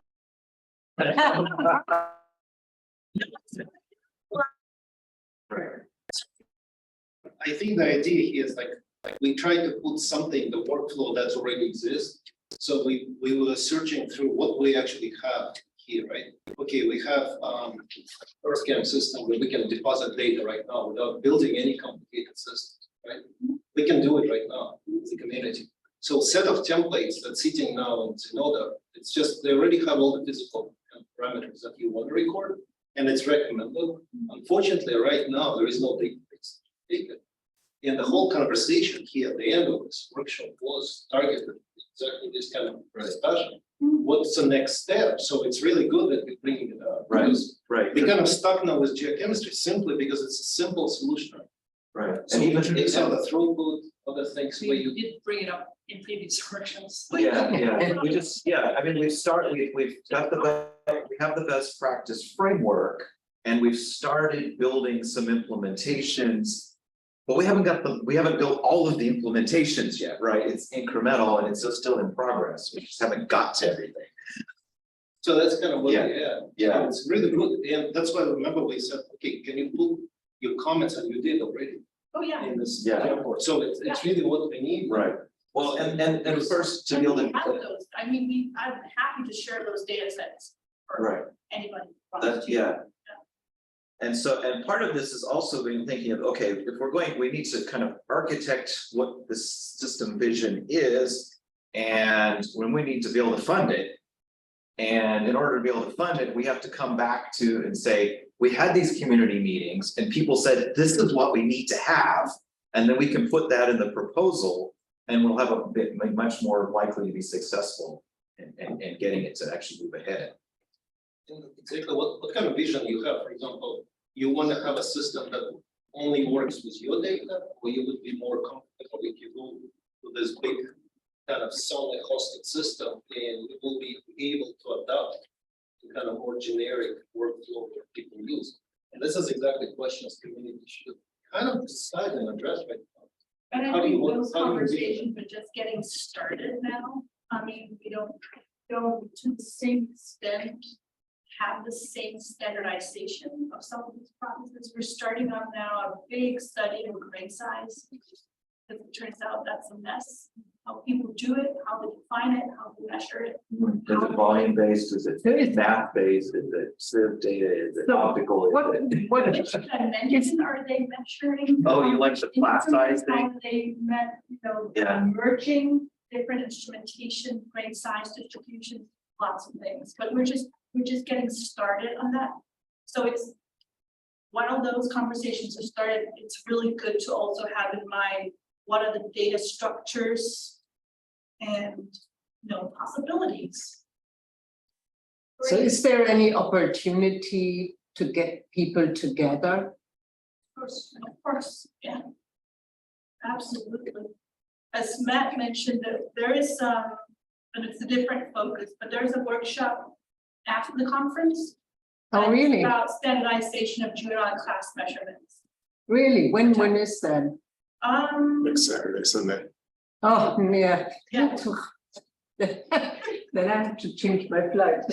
I would have loved I mean, to. there are the different commissions, chronology obviously, but there are also explosive volcanism, hazards, the modelers all have their own commissions, so Could contribute, basically do their own thing. I don't know if you're also. Yeah, no, okay, well, I'll be there and I will definitely try. I might be at it. You should be at it. Your original first impression of these templates that sitting now in Zidane is a physical knowledge part. I think you would like to add something. No, we would need to add things, I think, but we would need more perspectives on it too. It really depends on what you're using things for. Stuff like residularity, it's not really there as far as I can tell. You're wrong. I mean, as a geochemist who's started dabbling in physical characterization, which is a dangerous world to be in, I feel like a lot of the basic sample data is metadata, is like the qualitative descriptive stuff is being captured by the Yes, test community. So that like CSAR is in good shape Yeah. for this. I think what they need is the analytical.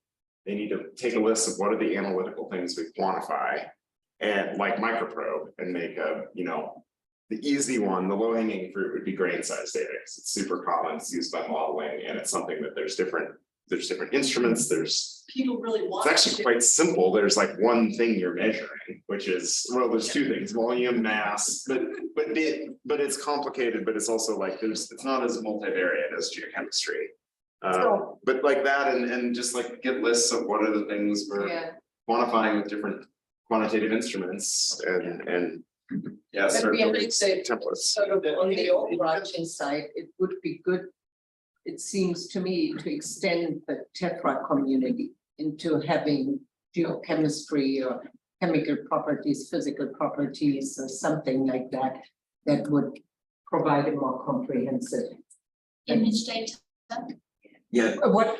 image data, right. We have some coverage of that. Yeah. because that links everything. You've got your sample information, you've got your geolocations, you've got images of, VSE images, you've got thin section images, you've got one scan, this whole range of image techniques that we're, getting data from. Once again. But they're not, there's nowhere to put them. Right. I mean, let's just put it in a zip file and have, we do have. Let's see. Well, what does remote sensing do? There's lots of Tephra things that are on Remote sensing.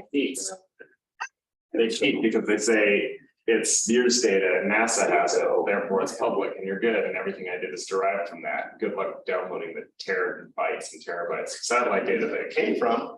But you need like thousands of dollars of servers to do that, but Wow. that's what they do. Right. Technically, there is a route to the raw data observations Right. because it's being collected by satellites, that's very expensive. So here's a spreadsheet, this is based off of it's more like another one of these kind of worked example level things, because it's not been kind of reviewed at the same level as the geochemistry. But it's a table that could be used for metadata of images. I've got a sample number, this was a microprobe mount, so the physical mount that the sample was in is there, what grain size fraction or density fraction. This was just an optical microscope, so the microscope and what camera was used, the laboratory magnification, the image itself, reflected light, and the file name. There's a zip file with images in it. So, and this is in that data set that's on EarthChem now. So it does, the best practice framework did have a bunch of space in it, but I've got it all kind of scrunched here for potentially some people to do some interpretive stuff on the contents of those images.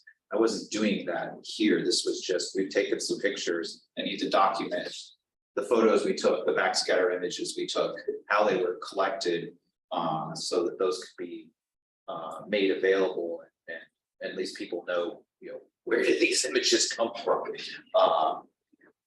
So we do have the beginnings of something for that, but it certainly has room to develop further. But also, am I wrong to think that it requires kind of a different infrastructure, like data wise, right? Than whatever else is there currently, right? It definitely needs a bigger storage. Yeah, That's, or, I mean, and again, our advantage is that we are funded to explore that for the astromaterials data system already, so we can just, kind of piggyback on that. It will need, obviously, the funding from NSF or from whoever, wants large-scale image storage to pay for it. Right now, we're storing EarthChem library data at Amazon. So the retrieval of data can become expensive. And storing it is not a problem, but actually retrieving it, so that what we're currently talking about are these different levels of storage, because you can have stuff in hot storage where people can get it immediately, or it can sit in storage where they might have to wait a day or two to get big data sets. Tape drives. Well, I mean, Well, there's things like it costs different. It's much cheaper to have. the next stuff. generation of images would be like micro CT. Now Well, you're talking about many That's terabytes what we have with per Astromat. image. It's layers and layers of images. It's a totally different process. And then there's the thing about okay, I've got this collection, I've got a spreadsheet that describes some back metadata for a collection of images. The images are in a zip file that are part of the data set, but the only way to actually look at those is to download the data set, open the zip file, and then browse through them yourself. That's not integrated with anything else. And you can't There's go no way find to the ship. geolocate Yeah. your samples with a, say, CSAR number, a geolocation with the sample name and the image set. It's just Right, Right. exactly.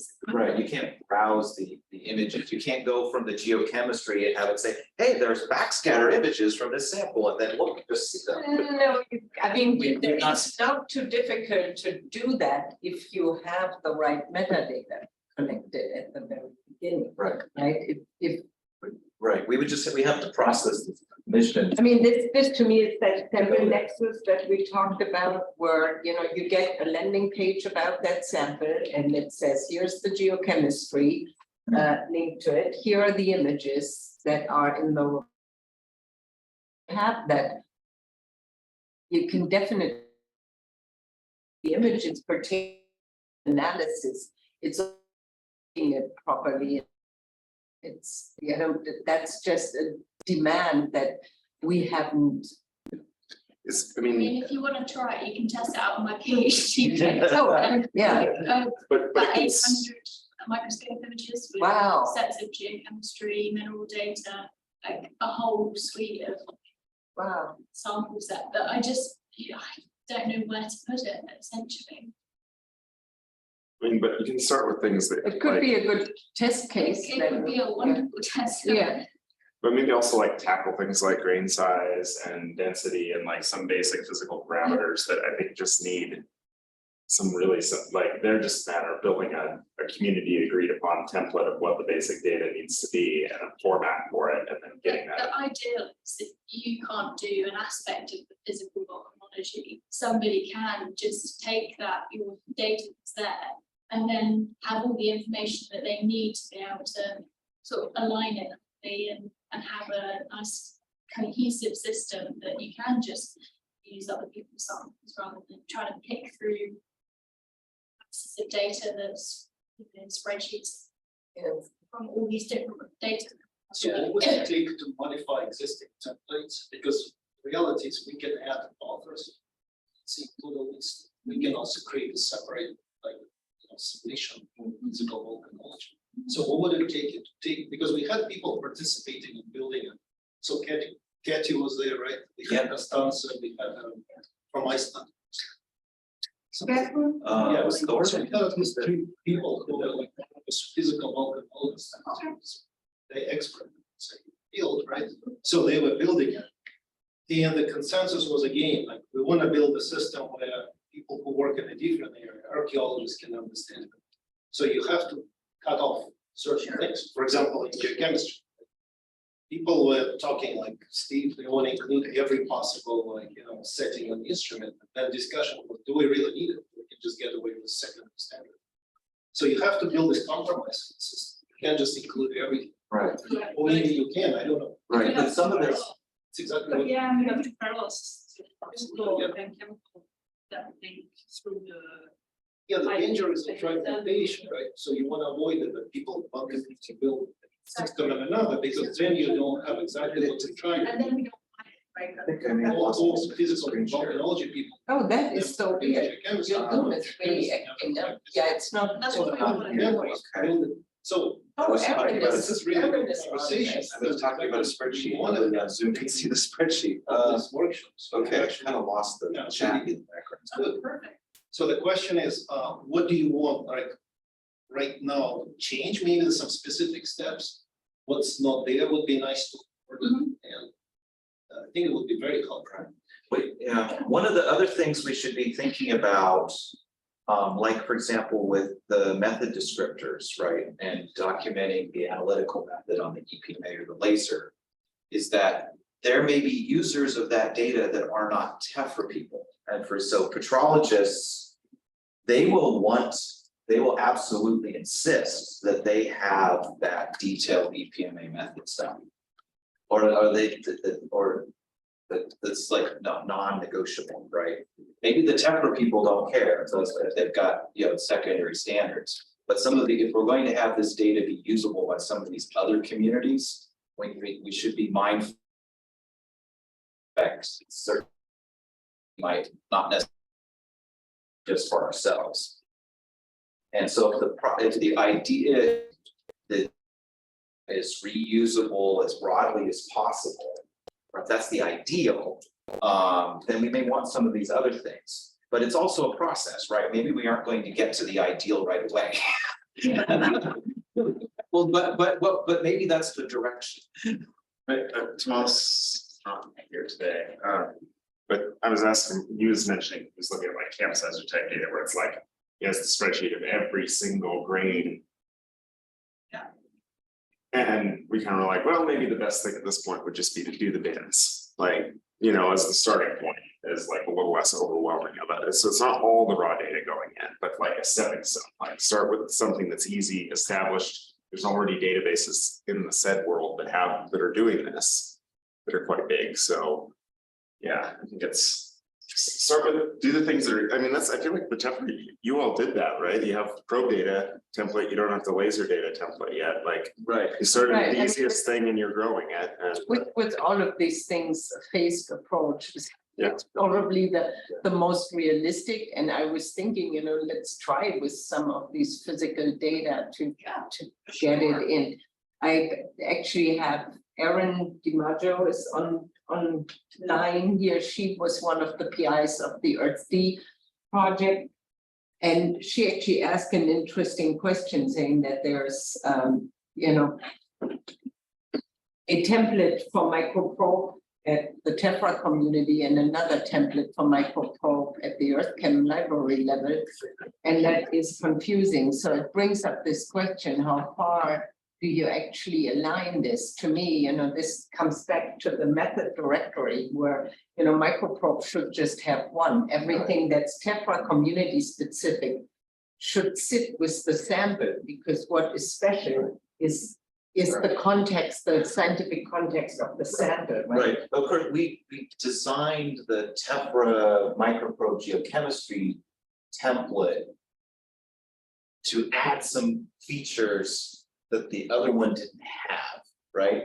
So now we should bring that back into yeah, the. we could make, right, we could bring that back and make that more accessible to Okay. everybody, because I think that some of that best practice really could be adopted Mhm. more broadly, right? So the thing about having some kind of identifier for an analytical session, so you could have your unknowns and your standards Mhm. and report them all together and have them linked on a session by session basis. Yeah. Or what I think what's happening a lot with the other EarthChem table, will just upload the standards table and represent of their lab set of standards that were run for that particular data set. And so, and you know, that's different than what the Tephra community really wanted to get to. I see, I mean, Aaron just said here, having that Tephra EMPA spreadsheet on the main templates page saying specifically for Tephra would be helpful.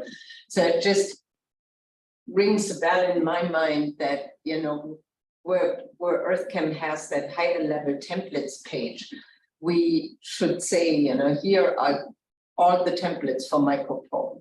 You know, this is the generic one, this is one, you know, which has specifics for Tephra or something like that. That's another way to accommodate, you know, others who say, well, our microprobe data needs yet another set. And same would be with the case of the microprobe analytical methodology template.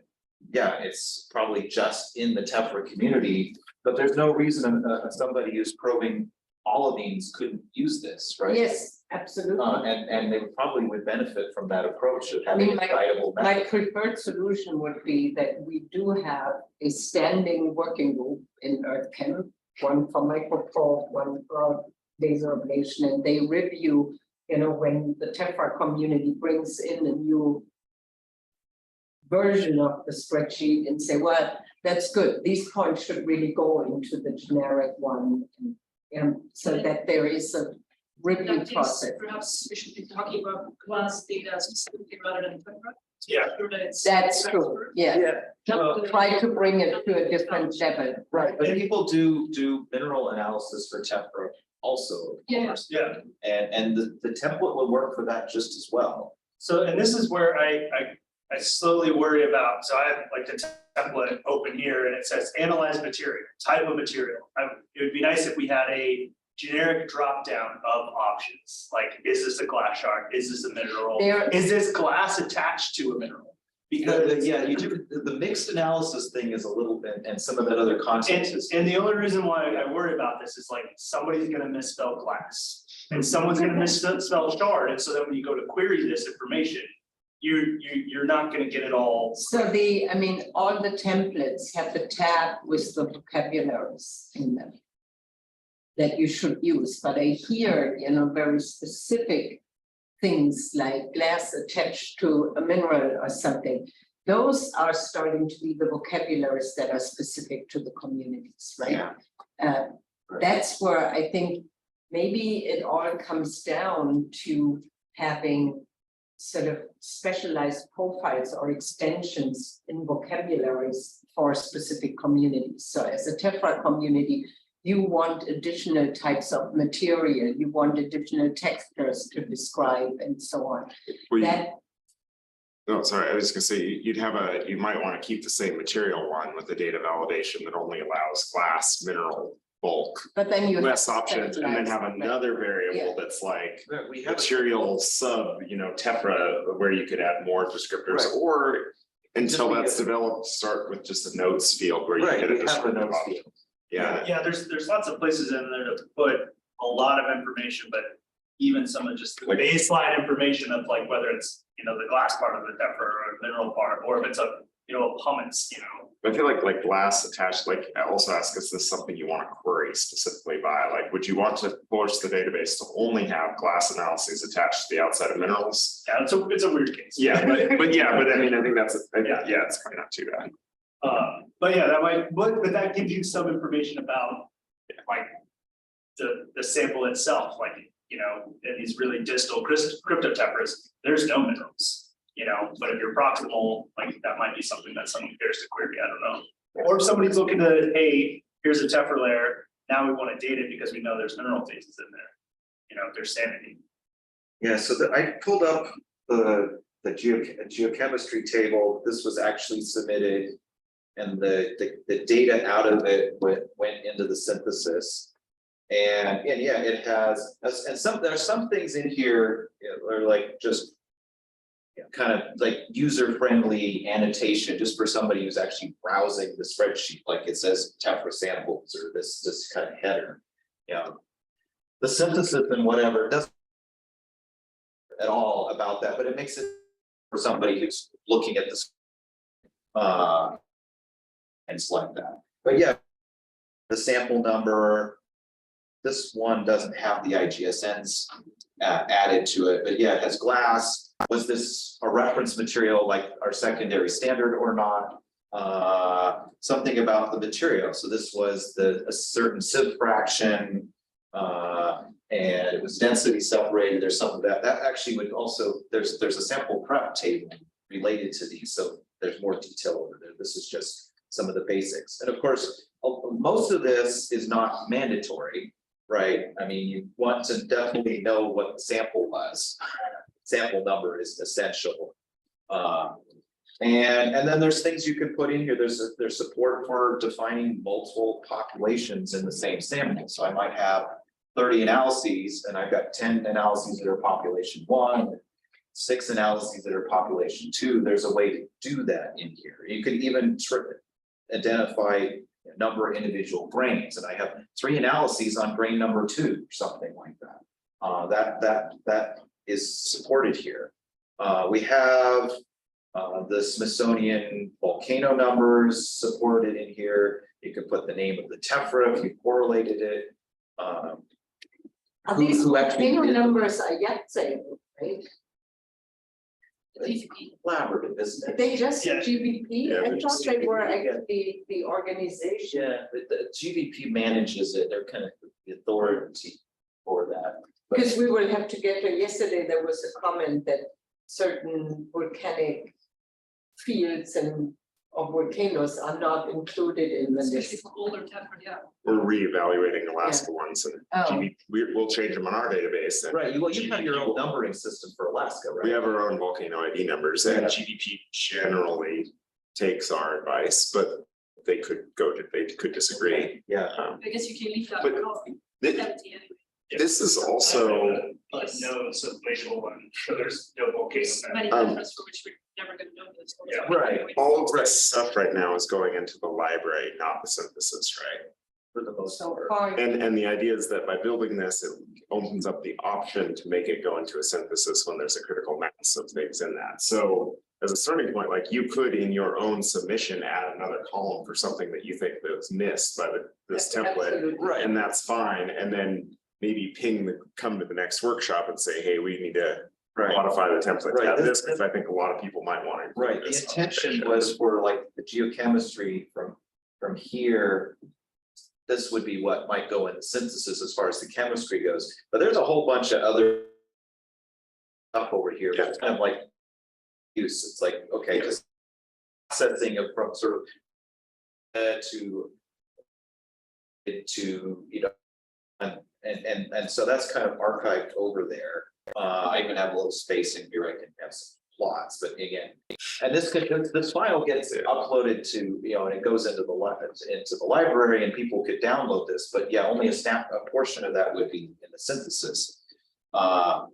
And there's The another, synthesis will link to this. yeah, it would link back to it. Yeah. There's some other things in here. I use an explicit correction for sodium loss. And so we put in here, you can report that. So it's like, you know, where the method is correcting 30% sodium loss or something. And on this sample and 50%, like, oh my gosh, maybe we're running a little hot here. On the microprobe, that might not be, you know, the correction starts getting really big, you start thinking, yeah, might be pushing it a little too hard for that sample. And there's the who ran it, the timestamp from the instrument could be put in here. The beam diameter, I know a lot of people will run big batch where it's all the same beam diameter, but sometimes you're doing really tricky stuff and it's shard by shard, and each grain you try to put the biggest spot you can on it. So the first point is 5 microns, the next spot on the next shard is 10 microns because you can. And right, and it'd be nice to know that, right, from the data quality standpoint. But that's not something I think you'd ever need to query. I mean, I guess Right. maybe, but like that's a long way before. That's a good, like, I think that's a good thing to remember is like this. Right. I'm learning this right now is that this is the library. This is very modified, like start with the template, Yeah. make it the way your data set needs it to be. And if you start with the template, you'll have things that need to be there for maybe we could highlight in this what, because it was unclear to me when I downloaded these templates, what goes into the earth chem synthesis. Yeah. And it says what's required, but actually what it needs is what's required and then what's the things that if I fill these out, they actually could go into the synthesis right now. Okay. And that can be That's true, that's not really clear. That's a addition that we need to make, because we had, you know, the repositories pretty generic or, you know, broad. So we should have something added that says, if you want your data to go into the synthesis, A, B, C are the Yep. requirements. Yeah, and these are the columns that can go into this, and like maybe BAO by microprobe doesn't, maybe it does, I don't know, but you know, Right. which. Right, but whatever goes in the synthesis could always link back to here, and then you would still have access to all of that additional metadata. Yeah. Should the researcher decide that they're going to do the effort to put it in. One of the things I'm hoping, putting together this is a lot of work, right? My hand, because it's in like 12 different places. So this is one of the reasons why I was thinking, I really needed Sparrow 5 years ago, and we still are only barely getting it going. Because the database could have a script that outputs something like this, where the things that are from 6 different tables just all get put together, it goes out, and you got a nice spreadsheet, and you didn't have to do anything but hit a button. It's the dream, right? Yep. While I still remembered, this is a little bit off this template right here, but we're talking about this whole template thing and sample based and for things we want to store like a deposit, which total grain size or, you know, total density of the deposit, total volume, stuff like that, which is not really a sample, but it's Right. really valuable. Right, total grain size distribution really is a synthesis of data from multiple samples, plus geographic relations, you can weight them appropriately, it's I mean, complicated. I don't think that's a problem to put that into the Earth Chem library. Right. It wouldn't quite fit, I think, into the synthesis. Yeah. It would have to be, you know, data that gets linked up with the sample as context. Or But could you like make a deposit, maybe a sample or some, like, I mean, I think you're moving into geospatial kind of stuff too, though, which is like Yeah. very different, like. It's not this, like it's out, I think it's moving beyond the Total scope. grain size distribution would be synthesized and interpreted quite a lot from a set of samples, which it could link back to. yes. And it could link back to a method for how that synthesis was done.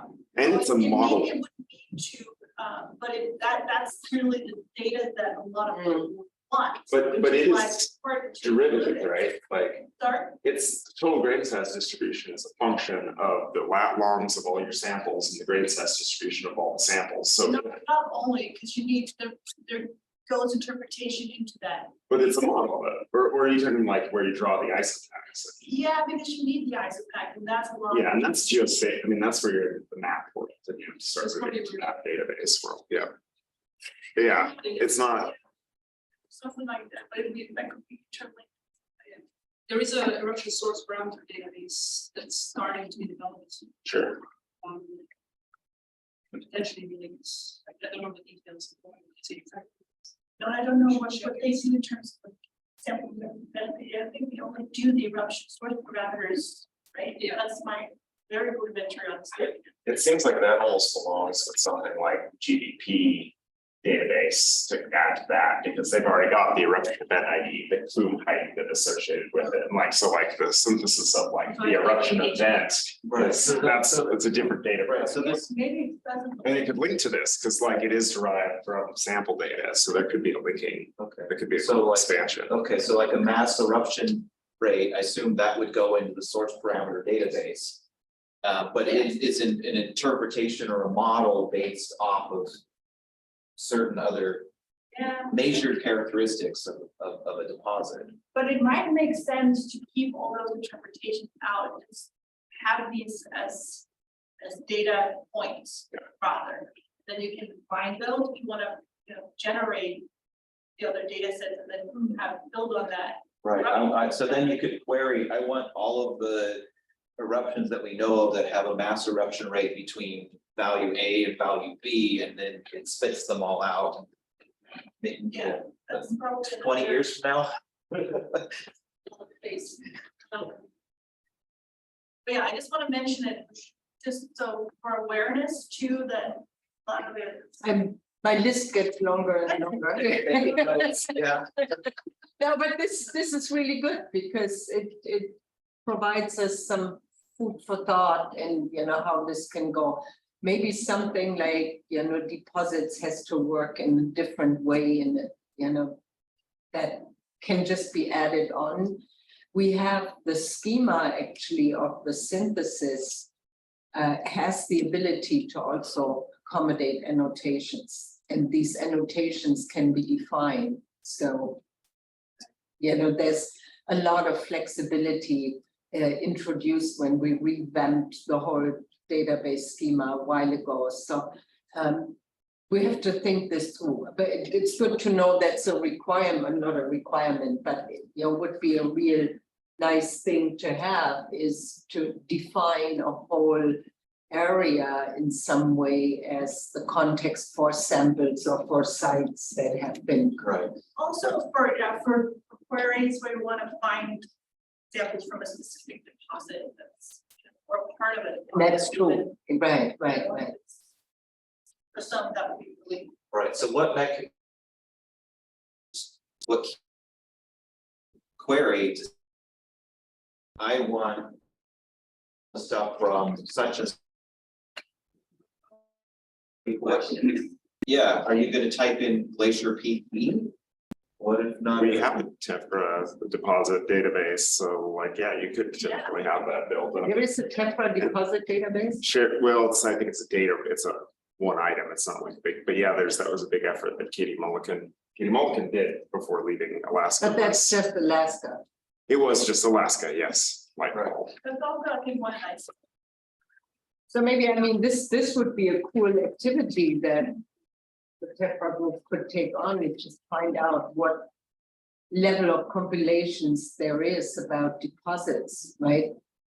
I've been, and we had these discussions a long time ago about geological units. And it's really hard because there's no consistency in how they named and how they referred to. Changes.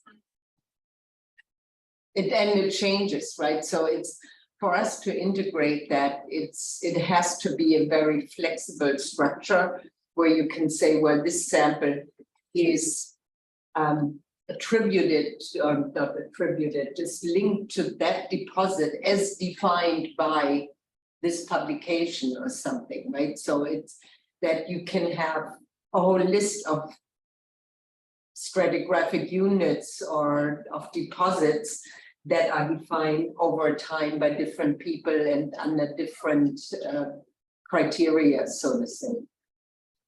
Yeah. It's on my list. Yeah, and so this is really useful and helpful conversation. And it's also like why we need different people in the room and people who are going to be in this room and then later be in the other room with that other group, right? Yeah. Because we gotta be able to pull these communities together and make sure that where things overlap, we're talking so we can make the systems interoperate. Yeah, I mean, we really done conversations across some of these IAVCEI commissions, that would be great, I think. So, yeah, maybe start this, so, yeah, I think it's a great starting. When you think we covered everything, Yeah. then another fight pop up. Yeah.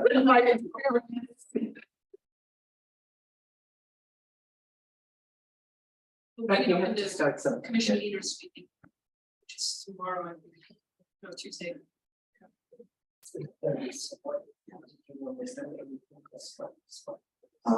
All right, let's see. So we have a limited amount of time remaining. And I have pulled up, I have the sample spreadsheet. I think we got a little bit of a flavor of some of that. This one has, we go down here. The standards are in here in the same table as the unknowns. And that was, yeah, that and the beam diameter and a few of these other things were things we really wanted. There was the analytical method one, which, and some of you can download these things. There's a lot, one page that's a lot of descriptive things. Yeah, how did you try to make it so that your sodium loss absolutely horrendous? Data quality, and there's like kind of the technical details, which this is what like EPMA diehards would really want to know. You did silicon on spectrometer 1 with a TAP crystal instead of on spectrometer 2 with a PET crystal, and there are people who care. And did you analyze for 10 seconds or 30 seconds or maybe it was a trace element, you did it for 120 seconds.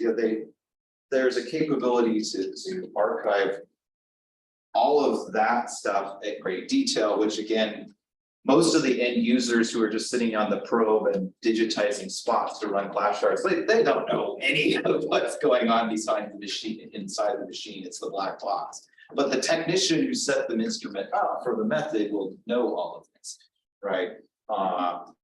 And again, if they fill it out, nobody else has to, right? And you just cite the DOI. There's all of that stuff. It has the calibration standards in here. In some cases, we might have spectral interferences where the signal from one element and interferes with the signal from another element. A lot of times people with EPMA don't deal with that so much, but it's even more important with like laser work. In some cases, yeah. I mean, you've got like polyatomic interferences on signals, right? Isn't that? We need to know what mass you're measuring. Yeah, And the yeah. person can't do a lot about it. You don't do this, okay, you just try to avoid them mostly. You can tune, but Okay, yeah, there's some. okay, so it's a little different. And if you were using a blank, how was that done? And this is one what I think we're trying to have a conversation about, and things kind of broke down when we were trying to do the laser ones, like what's a detection limit? What is the detection limit? That is a very good question. Yeah, there's papers on everybody thinks the detection limit is a different thing than everybody else thinks. That's challenging. But if you have something and where it came from, like what kind of detection limit this is? Yeah, how did you calculate that? Which it's the context you need. And this case, this was actually an average of a whole bunch of analyses. For some things, the detection limit can change quite a lot depending on what the target material is. So a detection limit computed for glass might not be the same as one computed for iron titanium oxide, even with some of the other things being the same. Then again, that also gets complicated with some of the laser stuff. Some people will report sort of the average or typical, just to give some idea of how to interpret the data. I should add one thing. One of the things that actually was back in the other table. One of the recommendations there was report everything. Period. Don't say, well, this single data point, manganese value fell below our detection limit, whatever that means, so I'm going to delete it. Or put BDL. Don't do that. Don't censor the data. If you have the method and you have, there's a part of the reason for that is there's fit for purpose. Different people may be using different things, and they, having no value than having a is in but there's still information. Is this like Donovan's approach? I know he's very adamant that you should report negative concentration. Oh, well, that was kind of me. Well, I agree with that. Like, yeah. But No, the thing yeah. is one of the things about EPMA that's very different from like the XRF world. Again, I think this is where some of the censoring came from.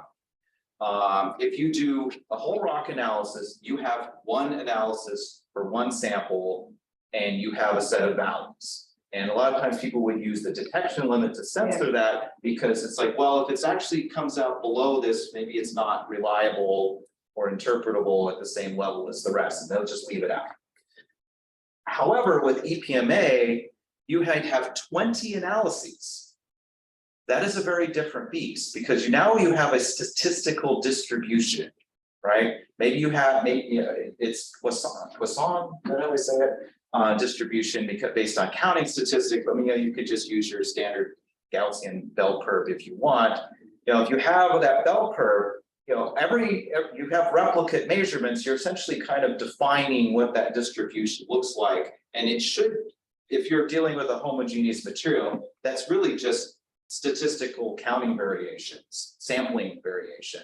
And all of those measurements are equally valid in that distribution, right? Now, when you go to lower concentrations, eventually that distribution will start hanging off below zero on the low end, okay? But that just because some of the measurements came out negative, all that means is that your peak measurement came out lower than your background measurement, because they have statistical variations to them. That doesn't make those measurements fundamentally invalid in any way. And even those negatives are still part of that overall distribution. If you throw them off, now first and then calculate an average, you've biased your average. All of those are equally valid for calculating the mean of the distribution, even if some of the measurements are below the detection limit. And then so you could bias the average to too high a concentration by throwing out all of the low ones, right? And if you throw them out, now you end up with calculating a standard deviation, which actually makes your precision look better than it really is. And so there are a whole lot of problems with censoring the data. There are people who, and you also have essentially in an aggregate of 20 analyses, you have way more precision in the combination of that than you have precision on a single analysis. So does the single analysis detection limit have anything to say about the aggregate of 20 at 20 analyses? It's one of these things where there are arguments in the geochem community. But the thing is, if you pre-censor the data, then it's gone, right? And if somebody doesn't want to use the below detection limit values, they can do that, right? But if you've already taken them away, right, you've pre-censored the data. And so I don't know, that's my, I get off my horse thing. Anyway, but that would be the recommendation. Just report all of it. And if you have the context, right, then people will have the tools that they need to interpret it appropriately.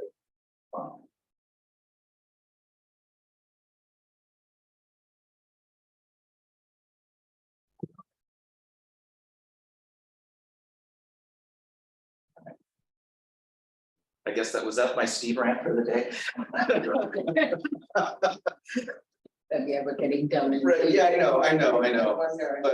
But it's some of this gets kind of complicated. I mean, if you have an EPMA, the precision goes by the square root of the X-rays you collect. If you collect 4 times longer, you get 4 times the many X-rays, you should end up with a standard deviation, which is half of the same of the shorter time. Because it goes by the square root. If you've analyzed 4 points, you have 4 times the X-ray information that you have for 1 point. It's not exactly the same, as having 1 point 4 times longer, because you can have sample heterogeneities, but effectively the statistics start to behave the same way. And so the detection limit on a single analysis versus 4 analyses, in the aggregate, it's like half the standard deviation you're dealing with now, and you're kind of in the aggregate, it's a lower detection limit. But if you've thrown away half the data, you don't have that anymore, right? So it's a good Anyway. example of a specialized study Yeah. doesn't really feed the community needs sometimes. And that's why in Dublin, some discussion was let's just use secondary standards. Well, yeah, there's And complications. there was a consensus that if you want to put this data, do it. So same thing probably should happen with integrating data that, as you say, missing right now. And I don't know, because we have, like I would say, people who work with physical volcanology. So I remember only conversation now that they didn't want to use any like B sizes. They were saying just report the size. That was the only thing that I remember that conversation during the meeting. But then templates came out. They seems like reviewed them and they approved it. So it's definitely a good idea to fix it. Sooner is better. And we found a way to add people to this list of co-authors in the templates, or you can just go ahead and create your own template. It's not going to fragment anything because we can point to your templates, right? Yeah, delete our. So it's going to be still one source of information.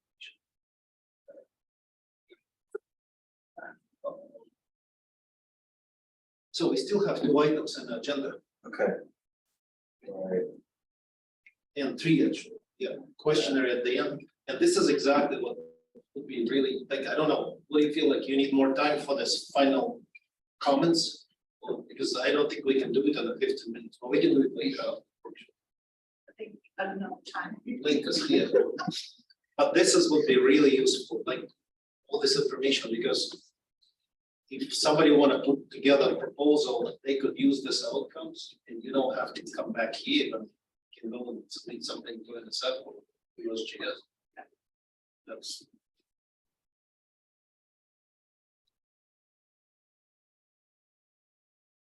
You're gonna do sample registration participant real data part, or we just gonna skip it?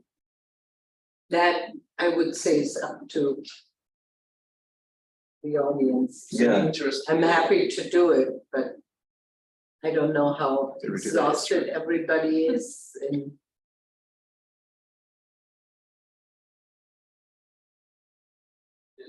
Don't need to do it. It just is. Right here.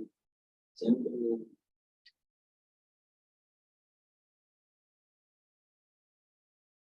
Here's a completed comprehensive CSAR thing.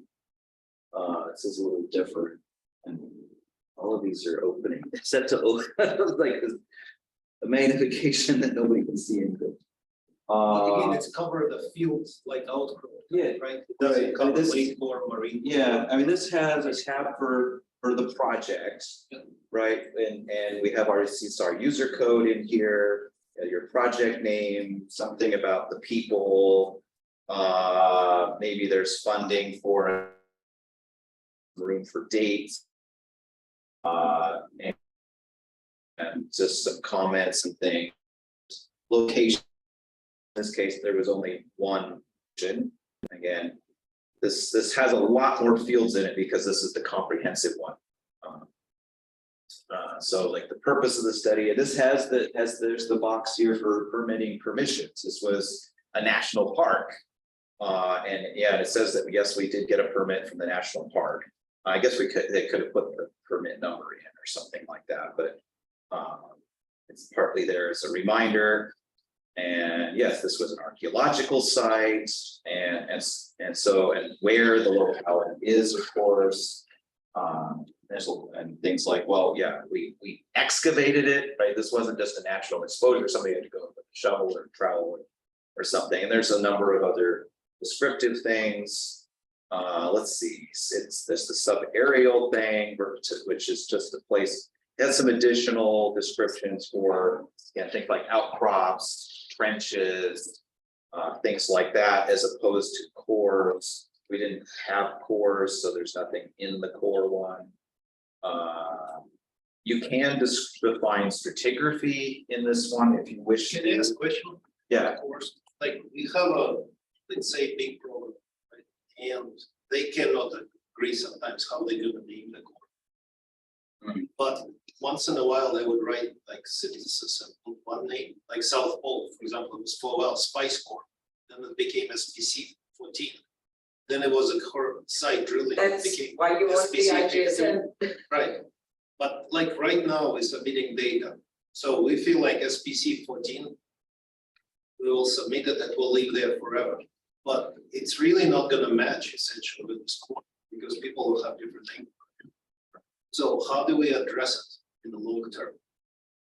In this kind Well, of, I mean, sometimes let's say you have, it's a lake core that goes to a lake core repository.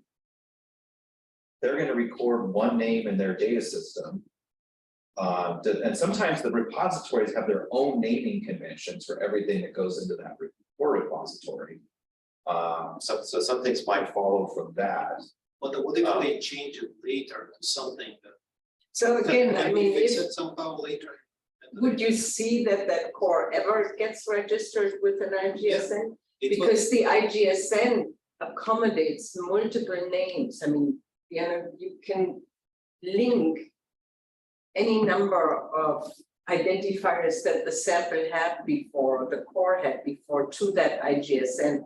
So that way you might be able to fill in blanks later. Can you update it later? Like, Yeah. for example, we will see that they don't really address our name, they just tell them in your IGSN, please update it. Yeah.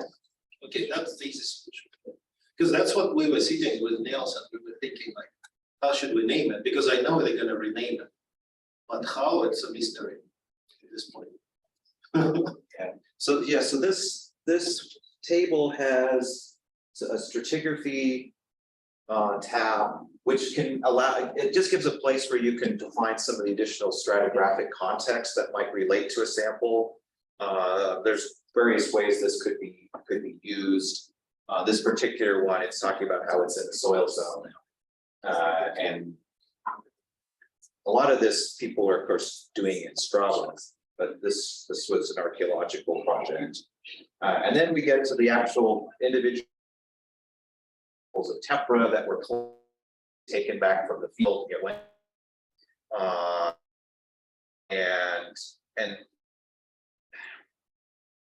designed to be kind of like this table kind of refers back to the previous tables, which kind of refers back to the previous tables in a way, which was part of why there's this complicated sort of seesaw linking and merging thing in here that kind of assembles it.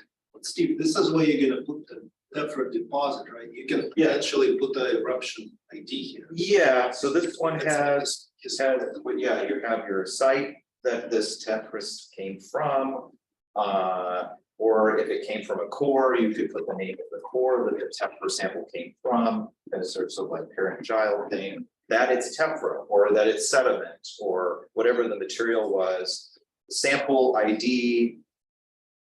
And there's a place for IGSN, the parent IGSN, maybe any other, there's other names that you might get. So a lot of times, well, it may have a field name for a sample, and some labs will have like their own cataloging system in the lab, so that everything kind of gets a consistent naming scheme. So there might be the field name from the original researcher who collected it, but maybe there's a catalog number in the laboratory that processed the sample. You could put that in here. And then there's a number of descriptive things.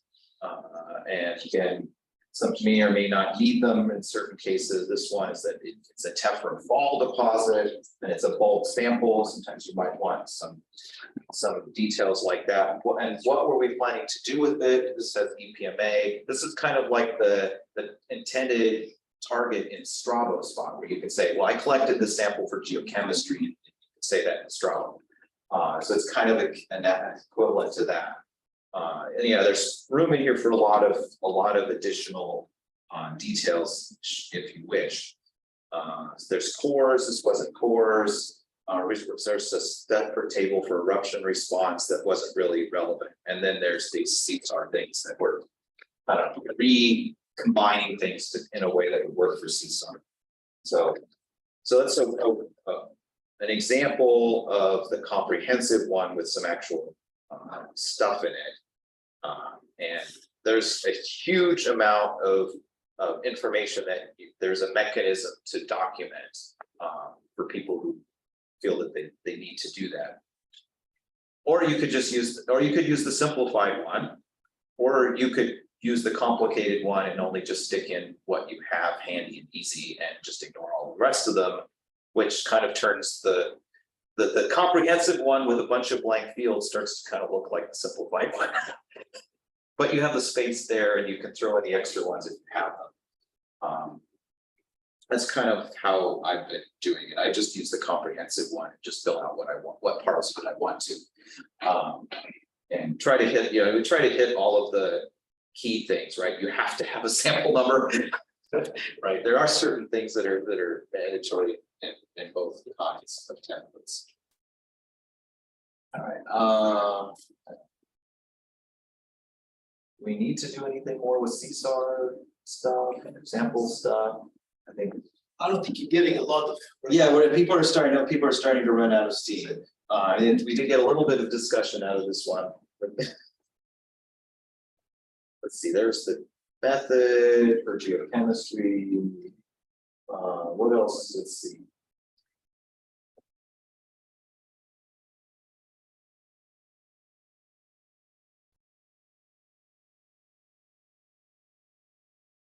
Section about Strabo stuff. Do you want to just gather feedback from the morning session? Yeah, I'm happy to show people the post field Strabo, but a lot of it is just what we were doing on strabospot.org that you saw yesterday. You gathered your feedback already. Yeah, I mean, I've been seeing there's been a lot of good feedback on the Jamboard, actually, specifically for Strabo, which is great. Yeah, that's probably worth bringing. Is this the Jamboard? No, that's not it. I have a lot of your had it. yeah, so yeah, if people want to see, but it's pretty straightforward. You can go in and download your files. You can do cleanup there, otherwise you can download it as your KMC files or your shape files and then do all your cleanup in part. You're done. Yeah, something kind of guarded to it. Yeah, just as a reminder for those online, I know some of you weren't here yesterday. We created, it's linked in the agenda file. There's this Google Jamboard, which is kind of like a slide-based kind of scratch pad. And we've been collecting a lot of feedback and ideas there. We will also be saving the chat from today as well. So if you do have additional comments and suggestions and ideas, you're welcome to just throw those in there. Can you just actually see? I haven't. Yeah, I hadn't there looked for a at while. this, so, you know, I'm happy to just answer questions that were posed here. Best time to register a sample right after collection, so it stays from the beginning on the sample bag, on the lab vial and so on. That's absolutely clear. The IGSN needs to be cited in the publication, absolutely, that's.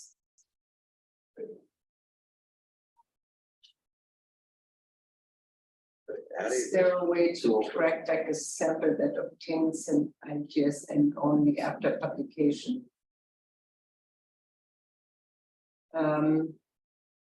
That could be this sort of statement, this sample was named XX1 and whoever et al. Would be something that the throughput annotation could be used for, if you want to do that.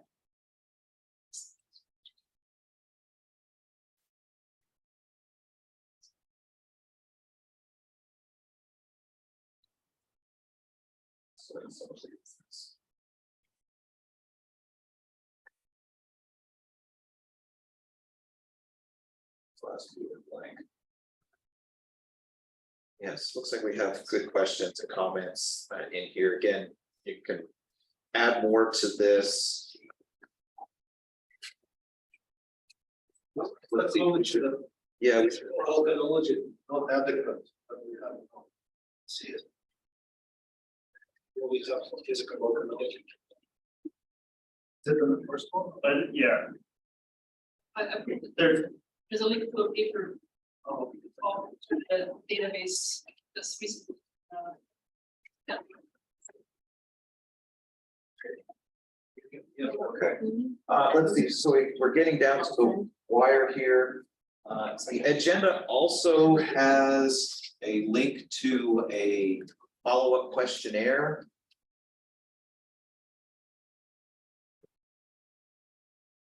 Whoever fills that out. You're downstairs.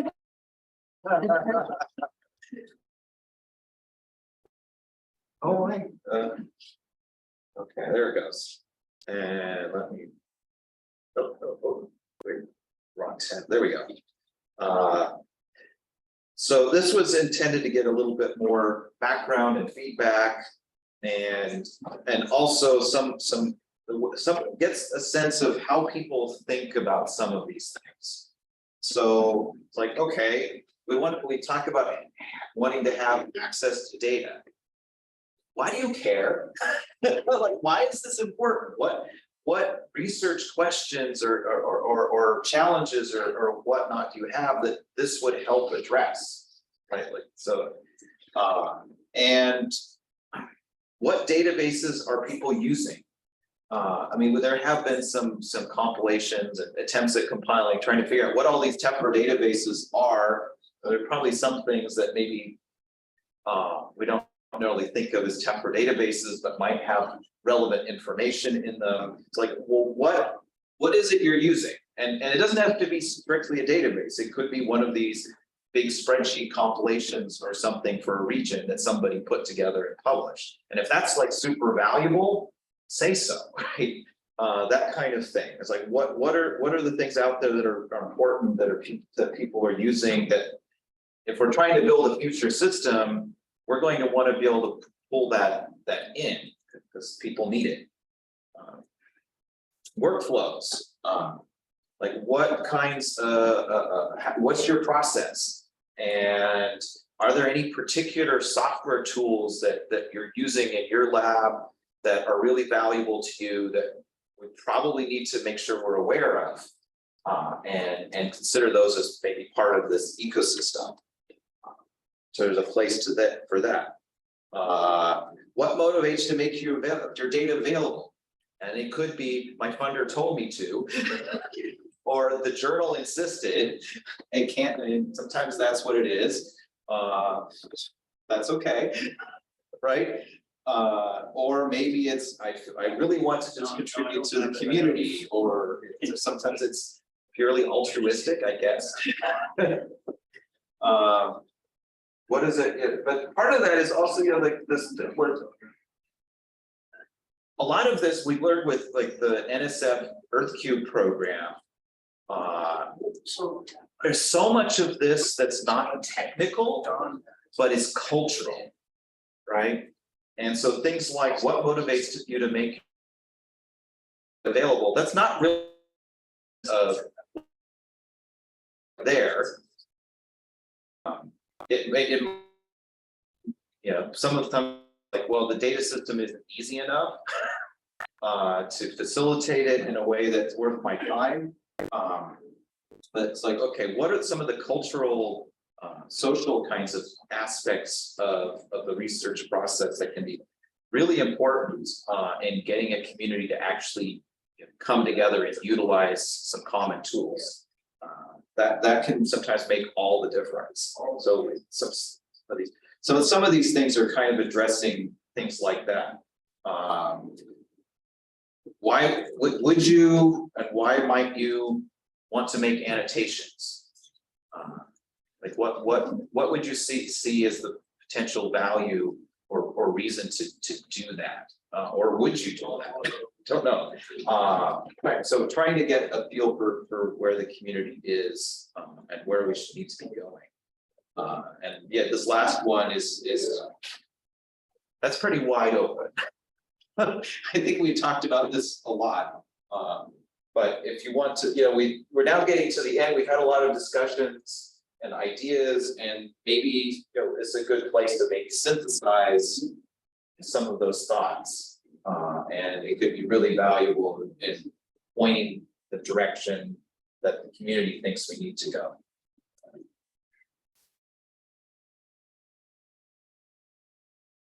Steve, where is this link located? So that's, if you go to the. Oh, wait. I guess it must open a tab. Yeah, so there's this agenda document. And it's all the way down at the bottom where it says questionnaire. And I just see the word questionnaire, but no link. Okay. Let's see, we could also. Okay, it's there now. Okay, I can also maybe paste into the Google chat. I guess mine was still over yesterday, so. Okay, that's good. We've been editing that agenda document all weekend. Well, I had all this stuff from this morning when I re-logged on, but it didn't update on its own, so, all right.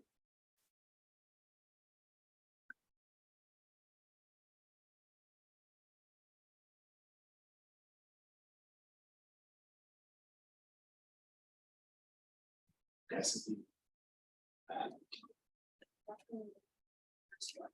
Yeah. We'll just start with there.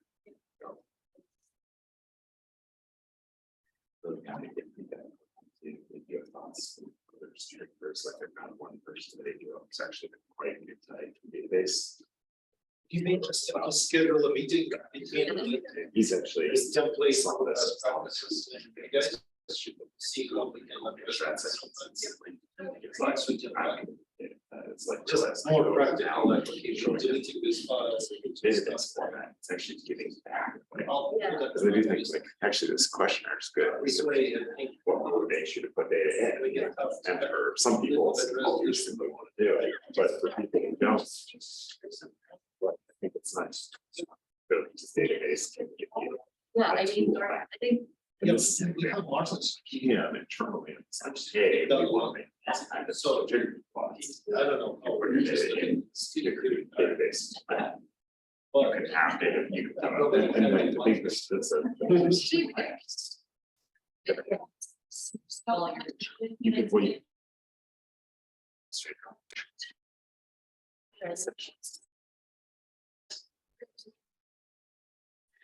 Yeah. I guess it's a good one. Now it's. Yeah. Uh, The thing is, building. Yeah. I mean, maybe It's almost the same.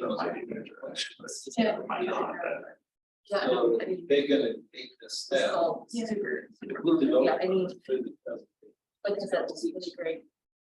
So they will I've probably got not. it's much more. Well, What happens has the app. It's the thing that they let us do. Well, I wanna see You know, the app that. says, because of what we need, This like, page, what are you actually like doing? this data, it's really. Using your best practice, so. so this is generating just for. It's that was the biggest. But here we've got the different prototype types, and then it's pretty easy when you have it that way. So then you can work it.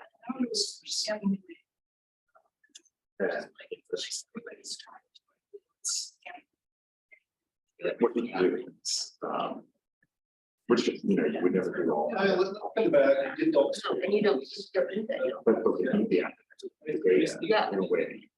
Yeah, maybe. It's different section. How's it happen? We can ask Kathy. She can track it down. So I mean, this is what the, so she looks like this is export one now. So it's like, Grandkids. a system there too. Yes. That's a few more. Maybe more like, yeah. Are there any closing questions or comments from our virtual participants? We probably should Yeah. be shutting down the Zoom here pretty soon, but The thing is, yeah. But it's like, so, I mean, clearly. One thing I would say, you know, just it seems so that you go on. Yeah. So a lot of times, especially in a really big outcrop, you do need the ability to go on blocks on, because with this, like, in theory, you could be describing a kilometer cliff outcrop and No, but I mean, yeah. you're not gonna start over at the bottom. thanks for joining us then. We hope to see you around in the future and continuing to be part of the discussions as we move along. But that's when she, you know, meeting the past sample stations that she could extend, but like, we can merge everything into one giant spreadsheet. I am, yeah, I gotta go. I almost said, really, it's really flexible.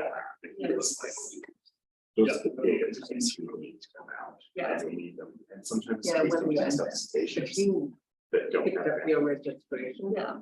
then I They wanted switch to the do that layers that don't before. have sanctions. Yeah.